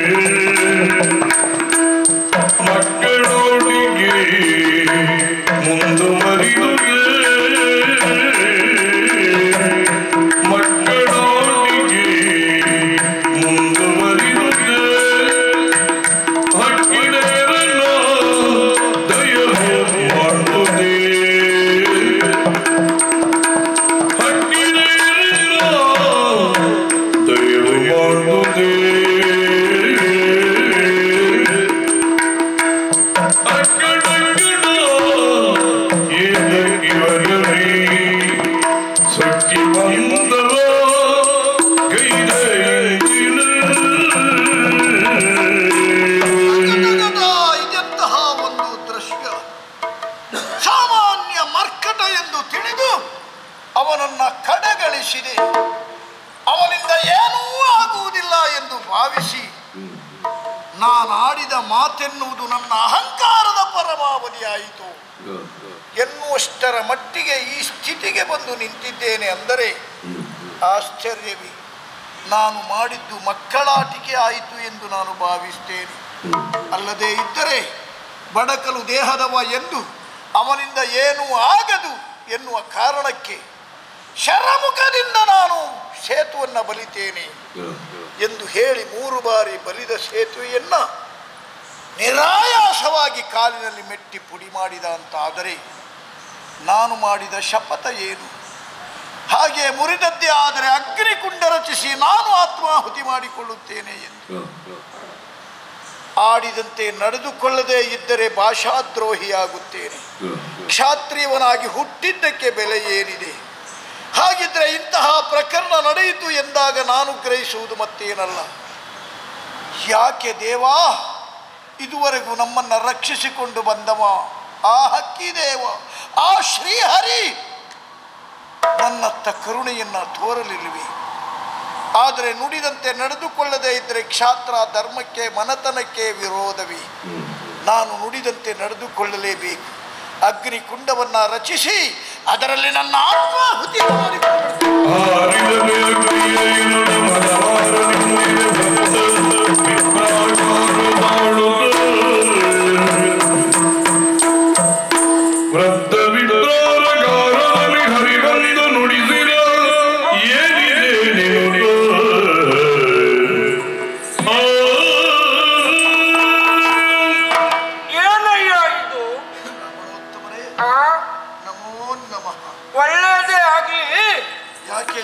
ಸಂದರ್ಭಕ್ಕೆ ನಿಮ್ಮ ದರ್ಶನವಾಯಿತು. ಕಾರಣ ಉಂಟಯ್ಯ. ಏನು? ನಾನೊಬ್ಬ ದೇಶಾವಾರಿ ಬ್ರಾಹ್ಮಣ. ಈ ಪುಣ್ಯಕ್ಷೇತ್ರದ ದರ್ಶನವನ್ನ ಪಡಿಬೇಕು ಅಂತ ಬಂದವ ನಾನು. ಆದ್ರೆ ಇಲ್ಲಿ ಬಂದು ನೋಡಿದ್ರುಂಟಲ್ಲ, ಏನಯ್ಯ ಎನ್ನುವುದಾಗಿ ಕೇಳಬೇಕಾದ ಪರಿಸ್ಥಿತಿ.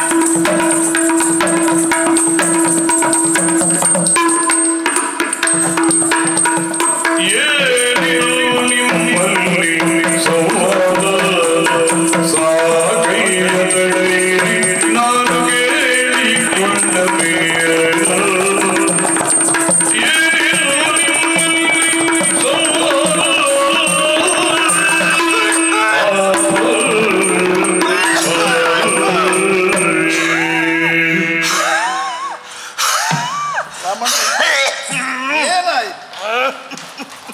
ಅಲ್ಲ, ಈಗ ನಾನು ಅಗ್ನಿಕುಂಡ ರಚಿಸಿದ್ದೇನೆ, ಹಾರಿರುವ ತಯಾರಿಯಲ್ಲಿದ್ದೇನೆ. ಹೌದು. ನಿಮ್ಮನ್ನು ನೋಡಿದರೆ ನೀವೇ ಅಷ್ಟು ಬೇಗ ಹೋಗು ಜೀವ ಇದಲ್ಲ. ಹಾಗಂತ ಇಲ್ಲಿಗೆ ಬರ್ಲಿಕ್ಕೂ ಕಾರಣ ಉಂಟಯ್ಯ. ಏನು? ನಾ ದೂರದಲ್ಲಿ ನಿನ್ನನ್ನು ಕಂಡವ. ಓ, ದೂರದಲ್ಲಿ ನೋಡಿದ್ರ? ಹೌದು, ಸರಿಯಾಗಿ ತೋರುವುದಿಲ್ಲ. ಹೌದಾ? ಒಂದ್ ರೀತಿ ಕಣ್ಣು ಸ್ವಲ್ಪ ಮರ್ಮರೆ ಆಗುದು. ಕಣ್ಣು ಸ್ವಲ್ಪ ಮಂಜಾದರೂ ಕಿವಿ ಸರಿ ಕೇಳ್ತದ? ಕಿವಿ ಚುರುಕುಂಟು ನಂದು. ಕೇಳ್ತದೆ? ಹೌದೌದು. ಮತ್ತೆ ನೀವು ಬಂದು ನನ್ನನ್ನು ತಡೆಯುವುದೇ ಯಾಕೆ? ಕಾರಣ ಉಂಟಯ್ಯ. ನೀ ಮಾತ್ರ ಅಲ್ಲ, ಇನ್ನೊಬ್ಬ ಇದ್ದ ನಿನ್ನೊಟ್ಟಿಗೆ ನಾ ದೂರದಲ್ಲಿ ನೋಡುವಾಗ. ಹೌದೌದು. ನಿಮ್ಮಿಬ್ಬರಲ್ಲೇ ಜೋರು ಮಾತುಕತೆ ಆಗ್ತಾ ಇತ್ತು. ಸ್ವಲ್ಪ ಹೊತ್ತಾಗುವಾಗ ಮಾತುಕತೆ ನಿತ್ತು ಒಳ್ಳೆ ಶಬ್ದ ಆಯ್ತು, ಏನು ಮುರಿದು ಬಿದ್ದದ್ದು. ಮತ್ತು ಸ್ವಲ್ಪ ಹೊತ್ತು ಬಿಟ್ಟು ನೋಡ್ತೆ ಹೊಗೆ ಎನ್ನುವುದು ಕಾಣಿಸಿಕೊಳ್ಳಿಕ್ಕೆ ಪ್ರಾರಂಭ ಆಯ್ತು, ಬೆಂಕಿ. ನಾ ಭಾವಿಸಿದ್ದೇನು ಗೊತ್ತುಂಟ? ಏನು? ಪಾಪ ಇದು ಸಮುದ್ರದ ತಟಾಕ. ಮಾತಾಡ್ತಾ ಇದ್ದವರಿಗೆಲ್ಲಾದ್ರೂ ಸೊಳ್ಳೆ ಉಪದ್ರ ಆಯ್ತೋ ಏನು, ಆ ಸೊಳ್ಳೆ ಓಡಿಸ್ಲಿಕ್ಕೆ ಹೊಗೆ ಹಾಕಿದ್ರು ಅಂತ ಭಾವಿಸಿದೆ. ಅದಲ್ಲ. ಆಮೇಲೆ ಮತ್ತೂ ಒಂದು ನನ್ನ ಮನಸ್ಸಿಗೆ ಬಂತು, ಯಾರಾದ್ರೂ ಈ ಸಮುದ್ರದ ಬುಡದಲ್ಲಿ ಹೋಮ ಹವನಗಳನ್ನು ಮಾಡ್ತಾ ಇದ್ರೆ ಅಲ್ಲಿ ಹೋಗಬೇಕು, ನೋಡಬೇಕು ಎನ್ನುವುದಾಗಿ ನಾ ಇಲ್ಲಿಗೆ ಬಂದು ನೋಡಿದ್ರೆ ಹೋಮ ಹವನವೂ ಅಲ್ಲ, ಸೊಳ್ಳೆಯ ಉಪದ್ರಕ್ಕೂ ಹಾಕಿದ ಬೆಂಕಿ ಅಲ್ಲ. ಈಗ ಗೊತ್ತಾಯ್ತು, ನಿನ್ನ ಮುಖದಲ್ಲಿ ಸುಖ ಇಲ್ಲ, ಮನದ ಹದನವನ್ನ ವದನ ಸೂಚಿಸ್ತದಂತೆ. ಚಿಂತಾಕ್ರಾಂತನಾಗಿದ್ದೀಯ, ಒಗ್ಲಿಗೆ ಸುತ್ತು ಬರ್ತಾ ಇದ್ದೀಯ. ನಾ ಬರುವುದು ಹೆಚ್ಚು ಕಮ್ಮಿ ಆಗಿದ್ರೆ ಒಗ್ಲಿಗೆ ನೀ ಹಾರ್ತಾ ಇದ್ದೆ. ನಿನ್ನಲ್ಲೇ ಕೇಳುವುದು, ಅನ್ಯಕ್ಷೇತ್ರದಲ್ಲಿ ಮಾಡಿರುವಂತಹ ಪಾಪವನ್ನ ಕಳಿಲಿಕ್ಕೆ ಪುಣ್ಯಕ್ಷೇತ್ರಕ್ಕೆ ಬರ್ತಾರಂತೆ. ಇಂತಹ ಪುಣ್ಯಕ್ಷೇತ್ರದಲ್ಲೇ ನೀ ಸತ್ತು ಪಾಪ ಮಾಡಿದ್ರೆ ಮತ್ತೆ ಎಲ್ಲಿ ಹೋಗಿ ಕಳ್ಕೊಳ್ತಿ ಅಂತ ಕೇಳುವುದು. ಹಾಗಾಗಿ ಯಾಕೆ ಹೀಗೆ ಮಾಡಿದೆ, ನೀನ್ಯಾರು, ನಿನಗೆ ಬಂದಿರುವ ಪವಣೆಗಳು ಯಾವುದು ಎನ್ನುವುದಾಗಿ ಹೇಳ್ಬೋದಾ? ಕಾರಣ ಇಷ್ಟೇ ಸ್ವಾಮಿ.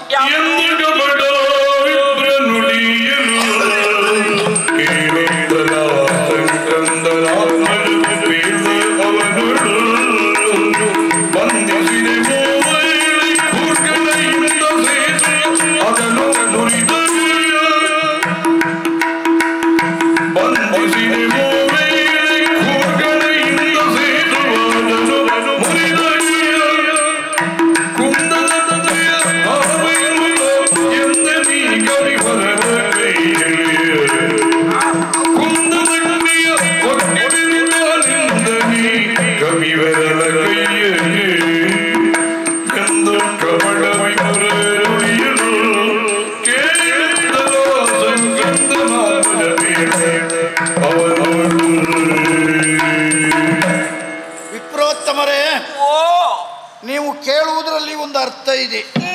ನನಗೂ ಮೊದಲು ಹಾಗೆ ಅನ್ನಿಸಿತು. ನಮ್ಮಿಬ್ಬರ ಮಧ್ಯೆ ನಡೆದಂತಹ ಸಂವಾದ ಜೊತೆಯಲ್ಲಿ ಶಬ್ದ ಆಯಿತು ಅಂತ ಹೇಳಿದ್ರು. ಹೌದು, ಶಬ್ದವೇ ಆದದ್ದೀಗ. ಕಾರಣ ಇಷ್ಟೇ. ಏನಪ್ಪ? ಶರದಿಗೆ ಸೇತುವನ್ನ ಕಟ್ಟುವುದರ ಬಗ್ಗೆ ನಮ್ಮಿಬ್ಬರಲ್ಲಿ ಆದಂತಹ ಪಂಥ. ಇದನ್ನು ನಿಮ್ಮಲ್ಲಿ ಹೇಳ್ತಾ ಇದ್ದೇನೆ. ಯಾಕೆ ಗೊತ್ತಾ? ಯಾರಲ್ಲಿಯೂ ಹೇಳದೆ ಧುಮುಕುವುದೇ ನಾನು ಅಗ್ನಿಗೆ.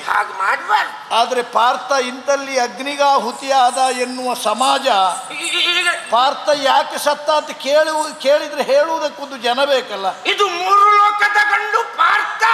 ನಾನೇ ಅಯ್ಯೋ, ಸತ್ತ ಹಾಳಾಗಿ ಹೋಗ್ಲಿಕ್ಕೆ ಇನ್ನೊಂದು ಗಳಿಗೆಯಲ್ಲಿ ನಿನಗಲ್ಲ ನನ್ನ ಮರವೆಗೆ ಹೇಳಿತ್ತು. ಯಾಕೆ? ಅಯ್ಯೋ, ನಿನ್ನ ಪರಿಚಯ ನಂಗೆ ಉಂಟಪ್ಪ. ಉಂಟಾ? ನಾವಿಬ್ರು ಒಟ್ಟಿಗೆ ಭೇಟಿಯಾಗಿದ್ವು ಅಲ್ಲ ಆವತ್ತು ದ್ರೌಪದಿ ಸ್ವಯಂವರ ಪ್ರಕರಣದಲ್ಲಿ. ದ್ರೌಪದಿ ಸ್ವಯಂವರ ಪ್ರಕರಣದಲ್ಲಿ ನಿಮ್ಮನ್ನೆಲ್ಲಿ ನೋಡಿದ್ದೇನೆ? ಅಯ್ಯೋ, ನೀ ಆ ಒಂದು ಮತ್ಸ್ಯಂತ್ರಕ್ಕೆ ಬಾಣ ಹೊರಲಿಲ್ವಾ? ಹೌದು. ಬ್ರಾಹ್ಮಣ ವೇಷದಲ್ಲಿದ್ದವ ನೀನು. ಹೌದು. ನಿಮ್ಮೊಟ್ಟಿಗೆ ನಾವು ಬ್ರಾಹ್ಮಣರೆಲ್ಲ ಅಲ್ಲಿಗೆ ಬಂದಿದ್ದು. ಬ್ರಾಹ್ಮಣ ವೇಷದಲ್ಲಿ ನೀ ಆ ಮತ್ಸ್ಯಕ್ಕೆ ಮೀನಿಗೆ ಬಾಣ ಹೊಡೆದಾಕ್ಷಣ ಸಭೆಯಲ್ಲಿ ಬಬ್ಬ ಬಿತ್ತು. ಅಯ್ಯೋ, ಭಟ್ರು ಮೀನು ಹೊಡೆದ್ರು. ನಮ್ಮ ಜೊತೆಯಲ್ಲಿಯೇ ಆದಿಯಿಂದ ಇದ್ದವರ ನಾನು ಅಲ್ಲಿಗೆ ಬರ್ತೇನೆ ಅಂತ ನೀವು ಮಧ್ಯೆ ಬಂದು ಸೇರ್ಕೊಂಡ? ಅಲ್ಲ, ನಾ ಅಲ್ಲಿಗೆ ಬರ್ತೇನೆ ಸೇರ್ಕೊಂಡವ. ಆಮೇಲೆ ಗೊತ್ತಾಯ್ತು. ಏನು ನನಗೆ ಗೊತ್ತಿಲ್ಲ. ಅಂದು ನೀವು ನನ್ನನ್ನು ನೋಡಿರಬಹುದು. ಇಂದು ನನಗಾದ ಪರಿಸ್ಥಿತಿಯನ್ನು ಹೇಳ್ತೇನೆ. ಹೇಳಪ್ಪ, ಹೇಳು. ಶರದಿಗೆ ಸೇತುವನ್ನು ಬಲಿತೇನೆ 3 ಬಾಣದಲ್ಲಿ ಅಂತ ಹೇಳಿದ್ದೇನೆ. ಅವನಲ್ಲಿ ಮಾಡಿದ ಪಂತನ 3 ಬಾಣದಲ್ಲಿ ನಾನು ಕಟ್ಟಿದ ಸೇತುವೆಯನ್ನ ಕಟ್ಟುವುದಕ್ಕಾಗಲಿಲ್ಲ ಅಂತಾದರೆ ನಾನು ಅಗ್ನಿಕುಂಡವನ್ನು ರಚಿಸಿ ಆತ್ಮಾಹುತಿ ಮಾಡಿಕೊಳ್ಳುತ್ತೇನೆ ಅಂದೆ. ಸರಿ.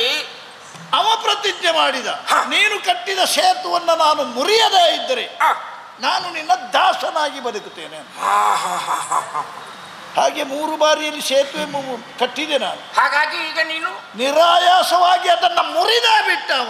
ಅಮ್ಮ ದೇವ, ನಾನು ಕ್ಷಾತ್ರಿಯ ಸ್ವಾಮಿ, ನುಡಿದಂತೆ ನಡೆದುಕೊಳ್ಳಬೇಕು. ಆಡಿದಂತೆ ಸೋತ ನಾನು ಅಗ್ನಿಗೆ ಆಹುತಿ ಆಗುವುದಕ್ಕೆ ಮುಂದಾಗಿದ್ದೇನೆ. ಯಾಕೆ ಸುಮ್ಮನೆ ಸ್ವಾಮಿ, ಕೇಳಿದವರಿಗಾದ್ರೂ ಹೇಳುವುದಕ್ಕೆ ಬೇಕು, ಅದಕ್ಕಾಗಿ ನಿಮ್ಮಲ್ಲಿ ಹೇಳಿದ್ದೇನೆ.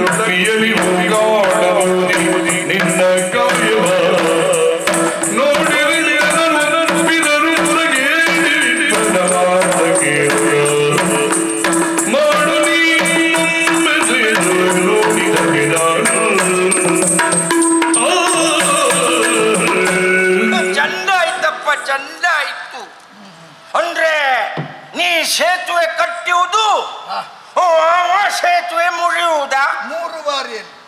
ಆದ್ರೆ ಇದಕ್ಕೆ ಸಾಕ್ಷಿ ಏನಾದ್ರೂ ಉಂಟಾ?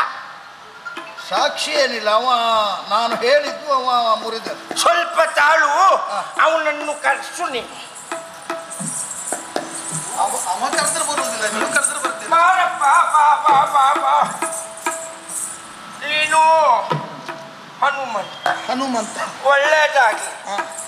ಇವತ್ತಿಲ್ಲಿ 3 ನರರು ಒಟ್ಟಾಗಿದ್ದೇವೆ ನೋಡಿ. 3 ನರರು? ಹೌದು. ಯಾರು? ಅವ ನರ, ನಾನು ವೈಶ್ವಾನರ, ನೀನು ವಾನರ, ಒಟ್ಟಿಗೆ 3 ನರ. ಇನ್ನು ಹೇಳುವುದಾದ್ರೆ 3 ಜನ ಹಾರುವರು ಒಟ್ಟಾಗಿದ್ದೇವೆ. ಹಾರುವರ? ಹೌದು. ಹೇಗೆ? ನಾ ಜಾತಿಯಲ್ಲಿ ಹಾರುವ, ಬ್ರಾಹ್ಮಣರು. ಅವ ಬೆಂಕಿಗೆ ಹಾರುವ, ನೀ ಮರದಿಂದ ಮರಕ್ಕೆ ಹಾರುವ. ಹಾಗಾಗಿ ಇದು ಅವ ಹೇಳಿದ. ಅವ ಏನು ಬಿಲ್ಲಿನಿಂದ ಬಾಣದಿಂದ ಸೇತುವೆ ಕಟ್ಟಿದ್ನಂತೆ. ನೀ ಅದನ್ನು ಮುರಿದೆ ಅಂತೆ. ಮುರಿದಿದ್ದೇನೆ. ಒಳ್ಳೆದಪ್ಪ. 3 ಬಾರಿ ಕಟ್ಟಿದ್ದನ್ನು 3 ಬಾರಿ ಮುರಿದಿದ್ದೇನೆ. ಒಳ್ಳೆ ಕೆಲಸವೇ ಮಾಡಿದ್ದು. ನೀ ಮಾಡಿದ್ದು ಸರಿ ಉಂಟು, ಅವ ಮಾಡಿದ್ದು ತಪ್ಪಲ್ಲ. ಅಂದ್ರೆ ಅವನದ್ದು ಸರಿ ಅಂತ. ನಿನ್ನದ್ದು ಸರಿ. ಅದ್ರ ಒಂದು ಏನು? ಇದು ಪ್ರಪಂಚ ಮುಖಕ್ಕೂ ಗೊತ್ತಾಗಬೇಕು. ಅವ ಕಟ್ಟಿದ ಬಲಿಷ್ಠ ಸೇತುವೆಯನ್ನು ಹನುಮಂತ ಮುರಿದ ಅಂದ್ರೆ ಇದನ್ನು ನೋಡಿದವ್ರು ಯಾರಿಲ್ಲಲ್ಲ. ಈಗ ನಾವೇ ಕಟ್ಟಿದ್ದು ನಾವೇ ಮುರಿದದ್ದು, ನಮ್ಮೊಳಗೆ ಆದ ಪ್ರಕರಣ ಇದು. ಹೌದು. ಹಾಗಾಗಿ ಒಂದು ಸಾಕ್ಷಿಗೆ ಯಾರು ಇಲ್ಲ. ಸಾಕ್ಷಿಗೆ ಯಾರು ಇಲ್ಲ. ಮತ್ತೆ ಈ ಪಂದ್ಯ ಎಲ್ಲ ಮಾಡುವಾಗ ನಿರ್ಣಾಯಕರು ಬೇಕು. ಬೇಕಾಗ್ತದೆ. ಎಂತೆಂತ ದೊಡ್ಡ ದೊಡ್ಡ ಪಂದ್ಯ ಮಾಡುವಾಗ್ಲೂ ಒಬ್ಬೊಬ್ಬರಲ್ಲ 3 ಜನ ನಿರ್ಣಾಯಕರು ಇರ್ತಾರೆ. ಒಬ್ಬರು ಹಿಂದೆ, ಮತ್ತೊಬ್ಬರು ಮುಂದೆ, ಮತ್ತೊಬ್ಬರು ಎಲ್ಲೆಲ್ಲಿ ಕೂತ್ಕೊಂಡು ನೋಡ್ತಾರಂತ ಹೇಳಲಿಕ್ಕೆ ಆಗುವುದಿಲ್ಲ. ಹಾಗಾಗಿ ಒಂದು ಕೆಲಸ ಮಾಡುವ, ಅವ ಮತ್ತೊಮ್ಮೆ ಸೇತುವೆ, ಇದು ನನ್ನ ಆಸೆ. ಅದು ನಿರ್ಣಾಯಕರು ಸ್ವಲ್ಪ ಪ್ರಬುದ್ಧರು, ಹೌದು, ಸ್ವಲ್ಪ ಯೌವನದವರು ಆದ್ರೂ ಒಳ್ಳೇದು, ಸರಿ ಕಣ್ಣು ಕಾಣ್ತದೆ ಅವರಿಗೆ. ಈಗ ಯಾರು ಅಂತೀರಿ ನಿರ್ಣಯಕ್ಕೆ? ಇಲ್ಲಿ ನಾನೇ ಇದ್ನಲ್ಲ, ಇಲ್ಲಿ ನನ್ನಕ್ಕಿಂತ ದೊಡ್ಡ ನಿರ್ಣಾಯಕರು ಮತ್ತು ಜನ ಬೇರೆ ಬೇಕಾ? ನೀವು ನಿರ್ಣಾಯಕ? ಸರಿಯಪ್ಪ, ನೀವು ಅನುಭವಿಗಳು. ಹೌದು. ಇದು ನನ್ನದೊಂದು ಆಸೆ. ಏನು? ಬ್ರಾಹ್ಮಣರ ಆಸೆಯನ್ನು ಈಡೇರಿಸಬೇಕಂತೆ. ಹೌದಪ್ಪ. ಹಾಗಾಗಿ ಹೇಳುವುದು, ಅವ ಇನ್ನೊಮ್ಮೆ ಸೇತುವೆ ಕಟ್ಟಲಿ, ನೀ ಅದನ್ನ ಹೇಗೆ ಮುರಿದಿ ಅನ್ನೋದು ನಂಗೆ ನೋಡ್ಬೇಕು. ಅಲ್ಲ, ನಾ ಇಷ್ಟೊತ್ತು ಹೇಗೆ ಮುರಿದಿದ್ದೇನೋ ಹಾಗೆ ಮುರಿಯುವುದು, ಕಾಲಿನಿಂದ ಮೆಟ್ಟಿ ಮುರಿಯುವುದು. ಇದು ಹಾಗಲ್ಲ, ಅವೊಮ್ಮೆ ಸೇತುವೆ ಕಟ್ಲಿ, ನೀ ಹೇಗೆ ಮುರಿದಿ ಅನ್ನೋದು ನಂಗೆ ನೋಡ್ಬೇಕು. ಈಗ ಅವ ಕಟ್ತಾನಂತ ನಿನ್ಗೆ ಕಟ್ಲಿಕ್ಕೆ ಮನಸ್ಸು, ನನ್ನ ಆಸೆ. ನಿನ್ಗೋಸ್ಕರ ಅಲ್ಲ, ನನಗೋಸ್ಕರ. ರಾಮಣ್ರೆ, ಓ ತೊಂದರೆ ಇಲ್ಲ. ನಾವು ಮಾಡಿಕೊಂಡು ನಿರ್ಣಯದ ಪ್ರಕಾರ 3 ಬಾರಿ ಆಗಿ ಹೋಗಿ ಆಯ್ತು. ಈಗ ಇದು ನಿಮಗೆ ಬೇಕಾಗಿ 1 ಬಾರಿ. ನನ್ನ ಆಸೆಗೋಸ್ಕರ ನೀ ಕಟ್ಟಬೇಕು. ಈಗ ಸುಮ್ಮನೆ ಕಟ್ಟುವುದು ಆಗನ ಹಾಗೆ ಪಂತ ಉಂಟಂತೆ ಅವನದ್ದು. ಪಂತ ಮತ್ತುಂಟ? ಅಲ್ಲ, ನನ್ನದ್ದು ಪಂತ ಉಂಟು. ಒಂದು ಕೆಲಸ ಮಾಡುವ, ಈಗ ನೀ ಸೇತುವೆ ಕಟ್ಟು. ಒಂದು ವೇಳೆ ಈಗ ಸೋತ್ರೆ ನೀ ನೀ ಆಗ ಹೇಳಿದಾಗೆ ಅಗ್ನಿಗೆ ಹಾರು, ನಂದೇನು ಆಕ್ಷೇಪಣೆ ಇಲ್ಲ. ಹಾಗಾಗಿ ನನಗೋಸ್ಕರ ನೀ ಈಗ ಮತ್ತೆ ಸೇತುವೆ ಕಟ್ಟಬೇಕು. ನಾನು ಮುರಿಯದೆ ಹೋದ್ರೆ ಈಗಲೂ ಹೇಳ್ತೇನೆ ಅವನ ದಾಸನಾಗಿರ್ತೇನೆ ಅಂತ. ಹೌದಲ್ಲ? ಹಾಗಾದ್ರೆ ತಡ ಮಾಡಬೇಡ, ಆದಷ್ಟು ಬೇಗ ಸೇತುವೆ ಕಟ್ಟು.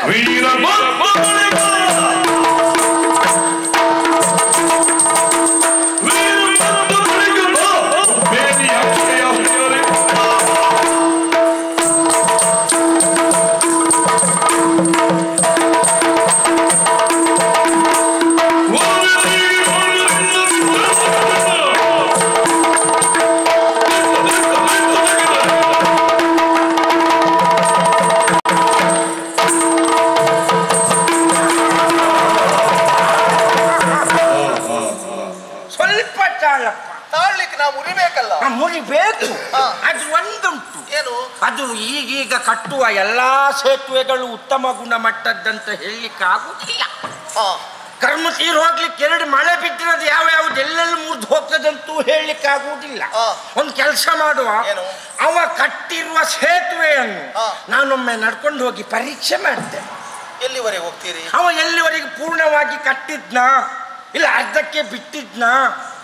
ನನಗೆ ಈಗ ನಿಮ್ಮ ತಂತ್ರ ಗೊತ್ತಾಯ್ತು. ಯಾವುದು?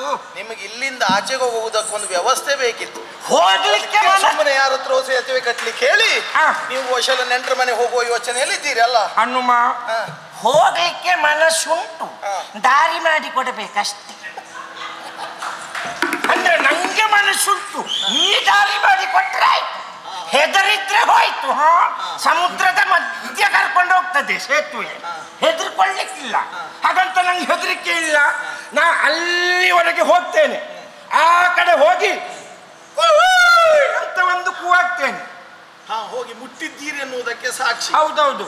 ಆಮೇಲೆ ನೀ ಹೇಗೆ ಮುರಿತೆ ಅನ್ನೋದನ್ನ ನೋಡ್ತೇನೆ. ನಾನು ಹಾಗೆ ಮುರಿತೇನೆ ಅಂತ ತೋರಿಸ್ಕೊಡ್ತೇನೆ. ನೋಡುವ ನೋಡುವ ನೋಡುವ ನೋಡುವ.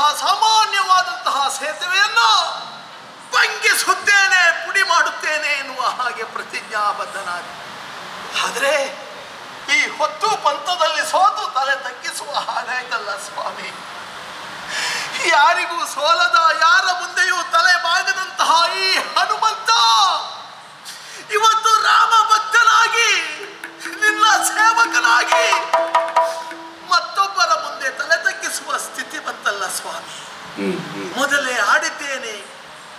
ಎಲ್ಲಿಯಾದ್ರೂ ನಾ ಪಂಥದಲ್ಲಿ ಸೋತೆ ಅಂತ ಆದ್ರೆ ರಾಮ ಬಂಟನಾಗಿ ಇರುವುದಿಲ್ಲ, ನಿನ್ನ ಬಂಟನಾಗಿ ಮುಂದೆ ಬದುಕುತ್ತೇನೆ ಎನ್ನುವ ಹಾಗೆ ಅನುದಿನವೂ ಅನವರತವೂ ನಿನ್ನನ್ನೇ ಪೂಜಿಸುತ್ತಾ ನಿನ್ನನ್ನೇ ಧ್ಯಾನಿಸುತ್ತಾ ಬಂದಂತಹ ಈ ಹನುಮಂತ ಯಾವನೋ ಒಬ್ಬನಿಗೆ ಸೇವಕನಾಗಿ ಬದುಕಬೇಕೆ? ಇಲ್ಲ ಸ್ವಾಮಿ, ಪರೋಕ್ಷವಾಗಿ ನಾನು ನಿನಗೆ ಮಾಡುತ್ತಾ ಇದ್ದಂತಹ ಅಪಚಾರ ಅಲ್ವೇ, ನಿನಗೆ ಮಾಡುತ್ತಾ ಇದ್ದಂತಹ ಅನ್ಯಾಯ ಅಲ್ವೇ? ಇಲ್ಲ ಇಲ್ಲ ಇಲ್ಲ, ನನಗಾದ ಅನ್ಯಾಯ ಅಲ್ಲ ಸ್ವಾಮಿ, ಇದು ನಿನಗಾದಂತಹ ಅನ್ಯಾಯ, ಅಪಮಾನ. ನನ್ನಿಂದಲಾಗಿ ನಿನ್ನ ಸಾನ್ನಿಧ್ಯಕ್ಕೆ ಅಪಚಾರವಾಯಿತು ಅಂತಾದ್ರೆ ನಾನಿನ್ಯಾಕೆ ಬದುಕಬೇಕು? ಕಾಣುವಂತಹ ಶಿಲೆಗೆ ನನ್ನ ತಲೆಯನ್ನು ಪಡಿಸಿಕೊಂಡು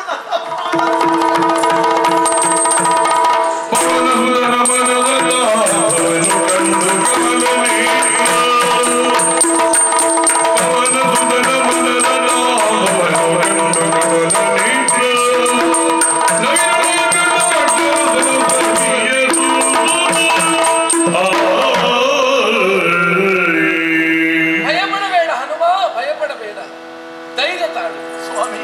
ಜಯ ಜಯ ಜಗನ್ನಾಥ,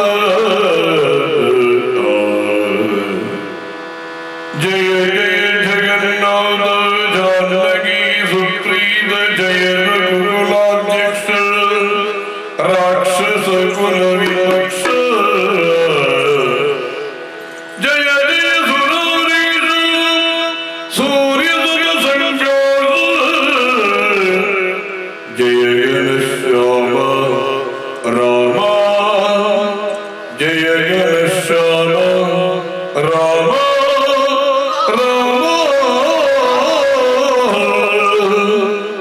ಜಯ ಜಯ ದಯಾಸಾರ, ದೀನ ಕುಲ ಉದ್ಧಾರ, ಜಯ ಜಯ ದಯಾಸಾರ, ದೀನ ಕುಲ ಉದ್ಧಾರ, ಜಯ ವಿನಿರ್ದಿತವಾದ ವಿಧೃತ ಮಾರ್ಗಣ ಕಾಮ,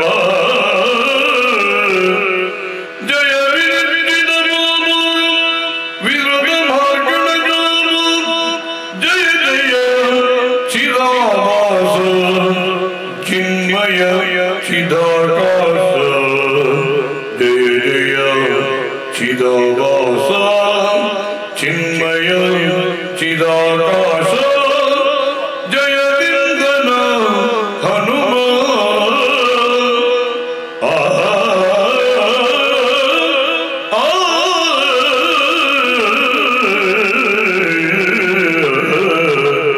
ರಾಮ ರಾಮ ರಾಮ ರಾಮ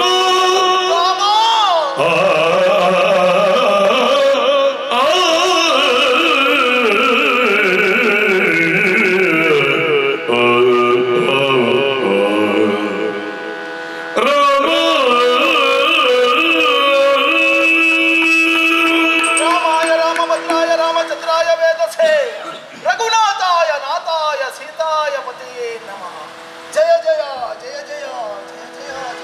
ಮುಖ್ಯ ಪ್ರಾಣ ಎಂದು ಸಂತುಸಿದಿ ಭಕ್ತಿಯೊಳಗಿದ ಭಾಯುನಂದನ ಹೃದಯದಿ ಚಂದ ದುಡಿಯತ್ತಿ ತಕ್ಕೈಸಿ ಮೈದಡವಿ ಎಂದನ ಮಾಧವ ವಾದ ಕುಮಾರಗೆ ಭರಿದವಿ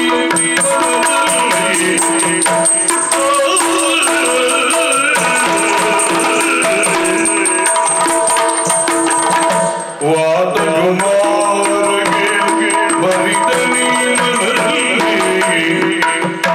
ಸೋದಯ ಎಣಿಸಲಿರು ಸೋದಯ ಎಣಿಸಲಿರು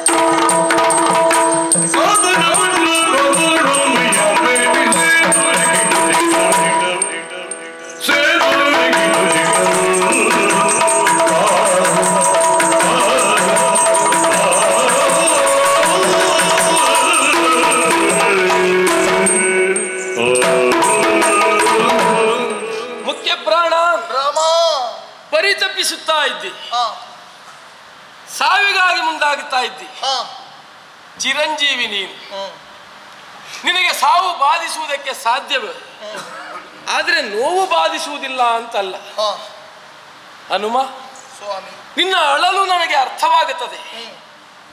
ಇದುವರೆಗೆ ರಾಮದಾಸನಾಗಿದ್ದಂತಹ ನೀನು ಈಗ ಪಾರ್ಥದಾಸನಾಗಬೇಕಲ್ಲ ಹೇಗೆ ಸಾಧ್ಯವಾದೀತು? ಎನ್ನುವ ಹಾಗೆ ಹಾ ಯೋಚಿಸುತ್ತಾ ಅಳಲುತ್ತಿದ್ದಿ.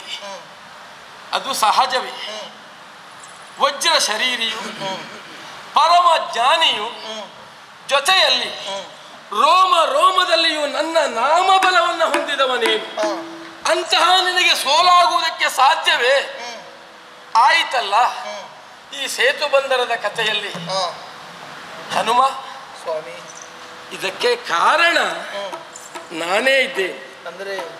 ಅಂದರೆ ಪಾರ್ಥನ ಪಕ್ಷಪಾತವನ್ನು ವಹಿಸಿ ನಾನು ಹೋದ ಕಾರಣ ನಿನ್ನ ಪಾಲಿಗೆ ಹೀಗೆ ಸೋಲಾಯಿತು. ನನಗೆ ಅರ್ಥ ಆಗಲಿಲ್ಲ. ಹಾಗಾದ್ರೆ ಯಾವ ರೂಪದಲ್ಲಿ ನಾನು ಹೋದೆ? ಅವತಾರ ರೂಪಿ ನಾನು. ಎಷ್ಟೋ ಅವತಾರವನ್ನು ತಾಳಿದ್ದೇನೆ. ಅದರಲ್ಲಿ ಒಂದು ಅವತಾರ ಕೂರ್ಮಾವತಾರ. ಹೀಗೆ ಕೂರ್ಮಾವತಾರದಿಂದ ಕೂರ್ಮನ ಬೆನ್ನಿನಿಂದ ಆ ಸೇತುವನ್ನು ಎತ್ತು ಹಿಡಿದವ ನಾನು. ಹಾಗಾಗಿ ಸೇತುವೆಯನ್ನು ಮುರಿಲಿಕ್ಕೆ ನಿನಗೆ ಆಗಲಿಲ್ಲ. ಈಗ ಸ್ವಲ್ಪ ಹೊತ್ತಿನ ಮೊದಲು ಬಂದ ಬ್ರಾಹ್ಮಣರು ಗೆಲ್ಲೋದ್ರು.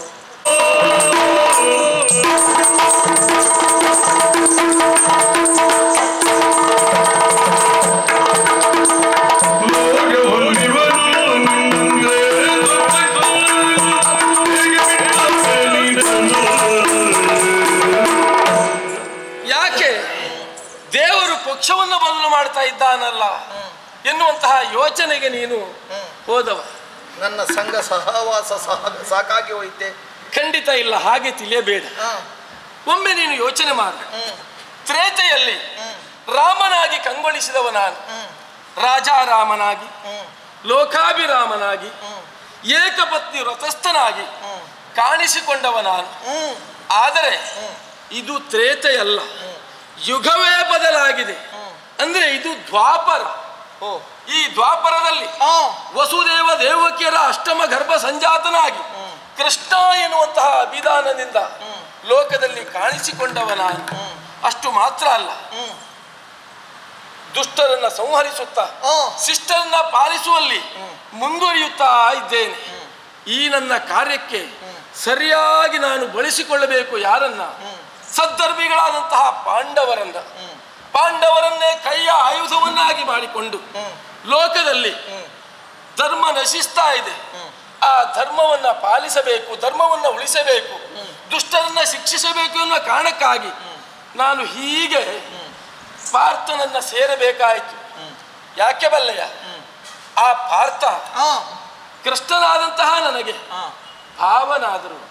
ಕೇವಲ ಭಾವ ಮಾತ್ರ ಅಲ್ಲ, ಅವ ಭಕ್ತನೂ ಹೌದು.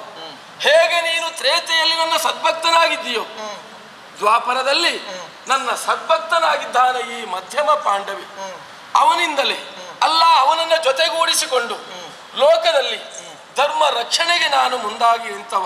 ನಾನು ಭಾವನೆಯಲ್ಲಿ ಭಕ್ತ, ನಿನಗೆ ಅವ ಭಾವನೆ ಭಕ್ತ, ಭಾವ ಭಕ್ತ. ಹೌದು, ಆ ನೆಲೆಯಲ್ಲಿ ನಾನು ಮುಂದುವರಿಯುತ್ತಾ ಇದ್ದೇನೆ. ಆದರೆ ಈ ದ್ವಾಪರದಲ್ಲಿ ನಿನಗೇನೂ ಕೆಲಸ ಇಲ್ಲ ಅಂತ ನೀನು ಯೋಚನೆ ಮಾಡಬೇಡ. ಮತ್ತೆ ನಿನಗೂ ನಾನು ಕೆಲಸ ಕೊಡ್ತೇನೆ. ನಿನ್ನ ಕೆಲಸಕ್ಕಾಗಿಯೇ ಕಾಯ್ತಾ ಇದ್ದವನು ನಾನು. ಹೌದಾ? ನಮ್ಗೆ ರಾಮ ಸೇವೆ ಮಾಡುವುದಕ್ಕೊಂದು ಅವಕಾಶ ಸಿಗ್ಬೇಕಷ್ಟೇ. ಖಂಡಿತವಾಗಿ ಅವಕಾಶವನ್ನು ನಾನು ಒದಗಿಸ್ತೇನೆ. ಮುಂದೆ ಮಹಾ ಸಂಗ್ರಾಮ ಒಂದು ಘಟಿಸಲಿಕ್ಕಿದೆ. ಆ ಸಂಗ್ರಾಮದಲ್ಲಿ ಈ ಪಾರ್ಥನಿಗೆ ನಾನೇ ಸಾರಥಿಯಾಗಿ ರಣಕ್ಷೇತ್ರದಲ್ಲಿ ಕಾಣಿಸಿಕೊಳ್ಳುತ್ತೇನೆ. ಆ ಸಂದರ್ಭ ಪಾರ್ಥನ ರಥದ ಅಗ್ರಭಾಗದಲ್ಲಿ ನೀನು ಕಾಣಿಸಿಕೊಳ್ಳಬೇಕು. ಪಾರ್ಥನಿಗೆ ಒಂದು ರೀತಿಯಾದಂತಹ ಚೇತನ ಸ್ವರೂಪಿ ನೀನಾಗಬೇಕು. ಅದು ನಿನ್ನ ಕೆಲಸ. ಸರಿ ಸ್ವಾಮಿ. ಹೌದಲ್ಲ? ಹಾಗಾದ್ರೆ ಇದು ನಿಜವಾದಂತಹ ಸಾರ ಏನು, ಇದರ ಅರ್ಥ ಏನು? ಇದು ಶರ ಸೇತು ಬಂಧ ಅಲ್ಲ. ಹನುಮ ಹಾಗೂ ಪಾರ್ಥನ ಸ್ನೇಹ ಸೇತುವೆಯ ಬಂಧ. ಸರಿ, ಅದನ್ನೆಲ್ಲ ಅರ್ಥ ಮಾಡಿಕೊಳ್ಳಬೇಕು. ಹೋಗಿ ಪಾರ್ಥನನ್ನ ವಿಚಾರಿಸು, ಅವರನ್ನ ಸಂತೈಸು. ನಮೋ ನಮಃ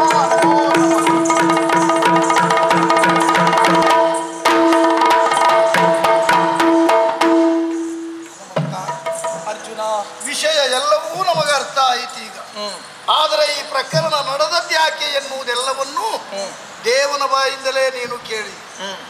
ದೇವರಿಗೆ ಹತ್ತಿರವಾದವರು ಮಾಡುವ ಕಾರ್ಯಗಳನ್ನ ದೇವರೇ ಮಾಡಿಸುವುದು ಮಾತ್ರ ಅಲ್ಲ, ಅದಕ್ಕೊಂದು ಬಲವಾದ ಉದ್ದೇಶವೂ ಹಿನ್ನೆಲೆಯಲ್ಲಿರ್ತದೆ ಎನ್ನುವುದಕ್ಕೆ ಕಾರಣ ಮುಂದಿನ ಒಂದು ಯಾವುದೋ ಒಂದು ಕಲ್ಪನೆಗಾಗಿ ಈ ರೀತಿಯಾಗಿ ನಮ್ಮನ್ನ ಬಳಸಿಕೊಂಡಿದ್ದಾರೆ ಎನ್ನುವುದು ಸ್ಪಷ್ಟವಾಯಿತು. ಸ್ವಾಮಿಯೇ ಹೇಳಿದನಲ್ಲ, ದುಷ್ಟ ನಾಶಕ್ಕಾಗಿ ನೀವೆಲ್ಲವರು ನನ್ನ ಆಯುಧಗಳಂತೆ ನಾನು ನಿಮ್ಮೆಲ್ಲ ನನ್ನ ಆಯುಧಗಳಂತೆ ಬಳಸಿಕೊಳ್ತೇನೆ ಎನ್ನುವ ಹಾಗೆ.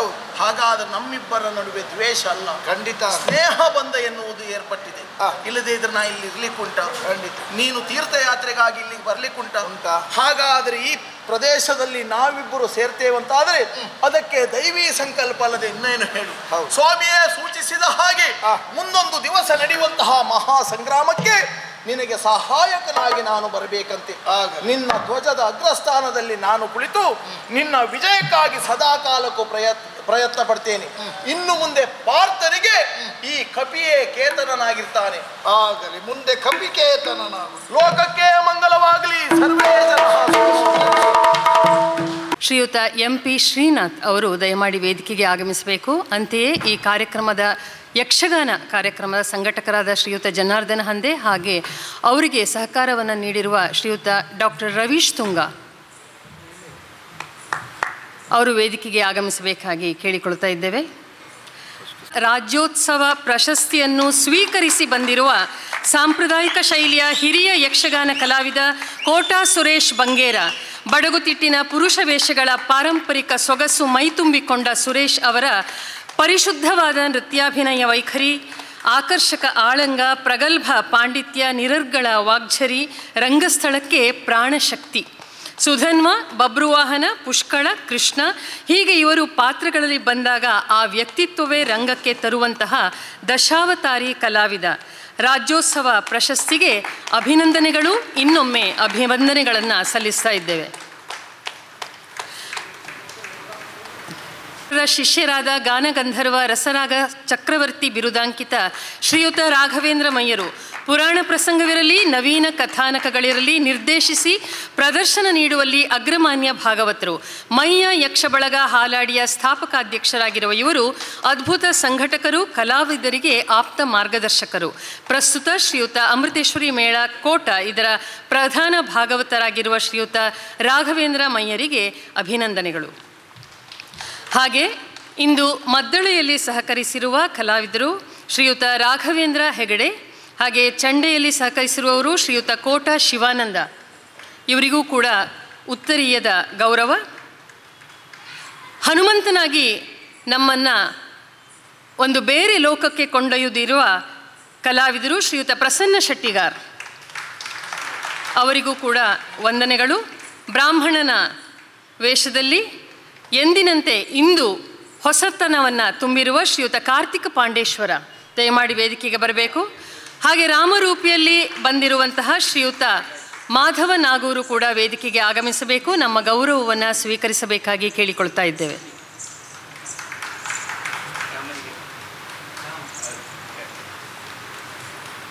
ಚಿಕ್ಕ ಚೊಕ್ಕ ಪ್ರಸಂಗವನ್ನು ಅತ್ಯಂತ ಅಚ್ಚುಕಟ್ಟತನದಿಂದ ನಮಗೆಲ್ಲರಿಗೆ ಉಣಬಡಿಸಿರುವ ಮಯ್ಯ ಯಕ್ಷಬಳಗ ಟ್ರಸ್ಟ್ ಹಾಲಾಡಿ ಕುಂದಾಪುರ ಇವರಿಗೆ ಅನಂತ ಅನಂತ ವಂದನೆಗಳು.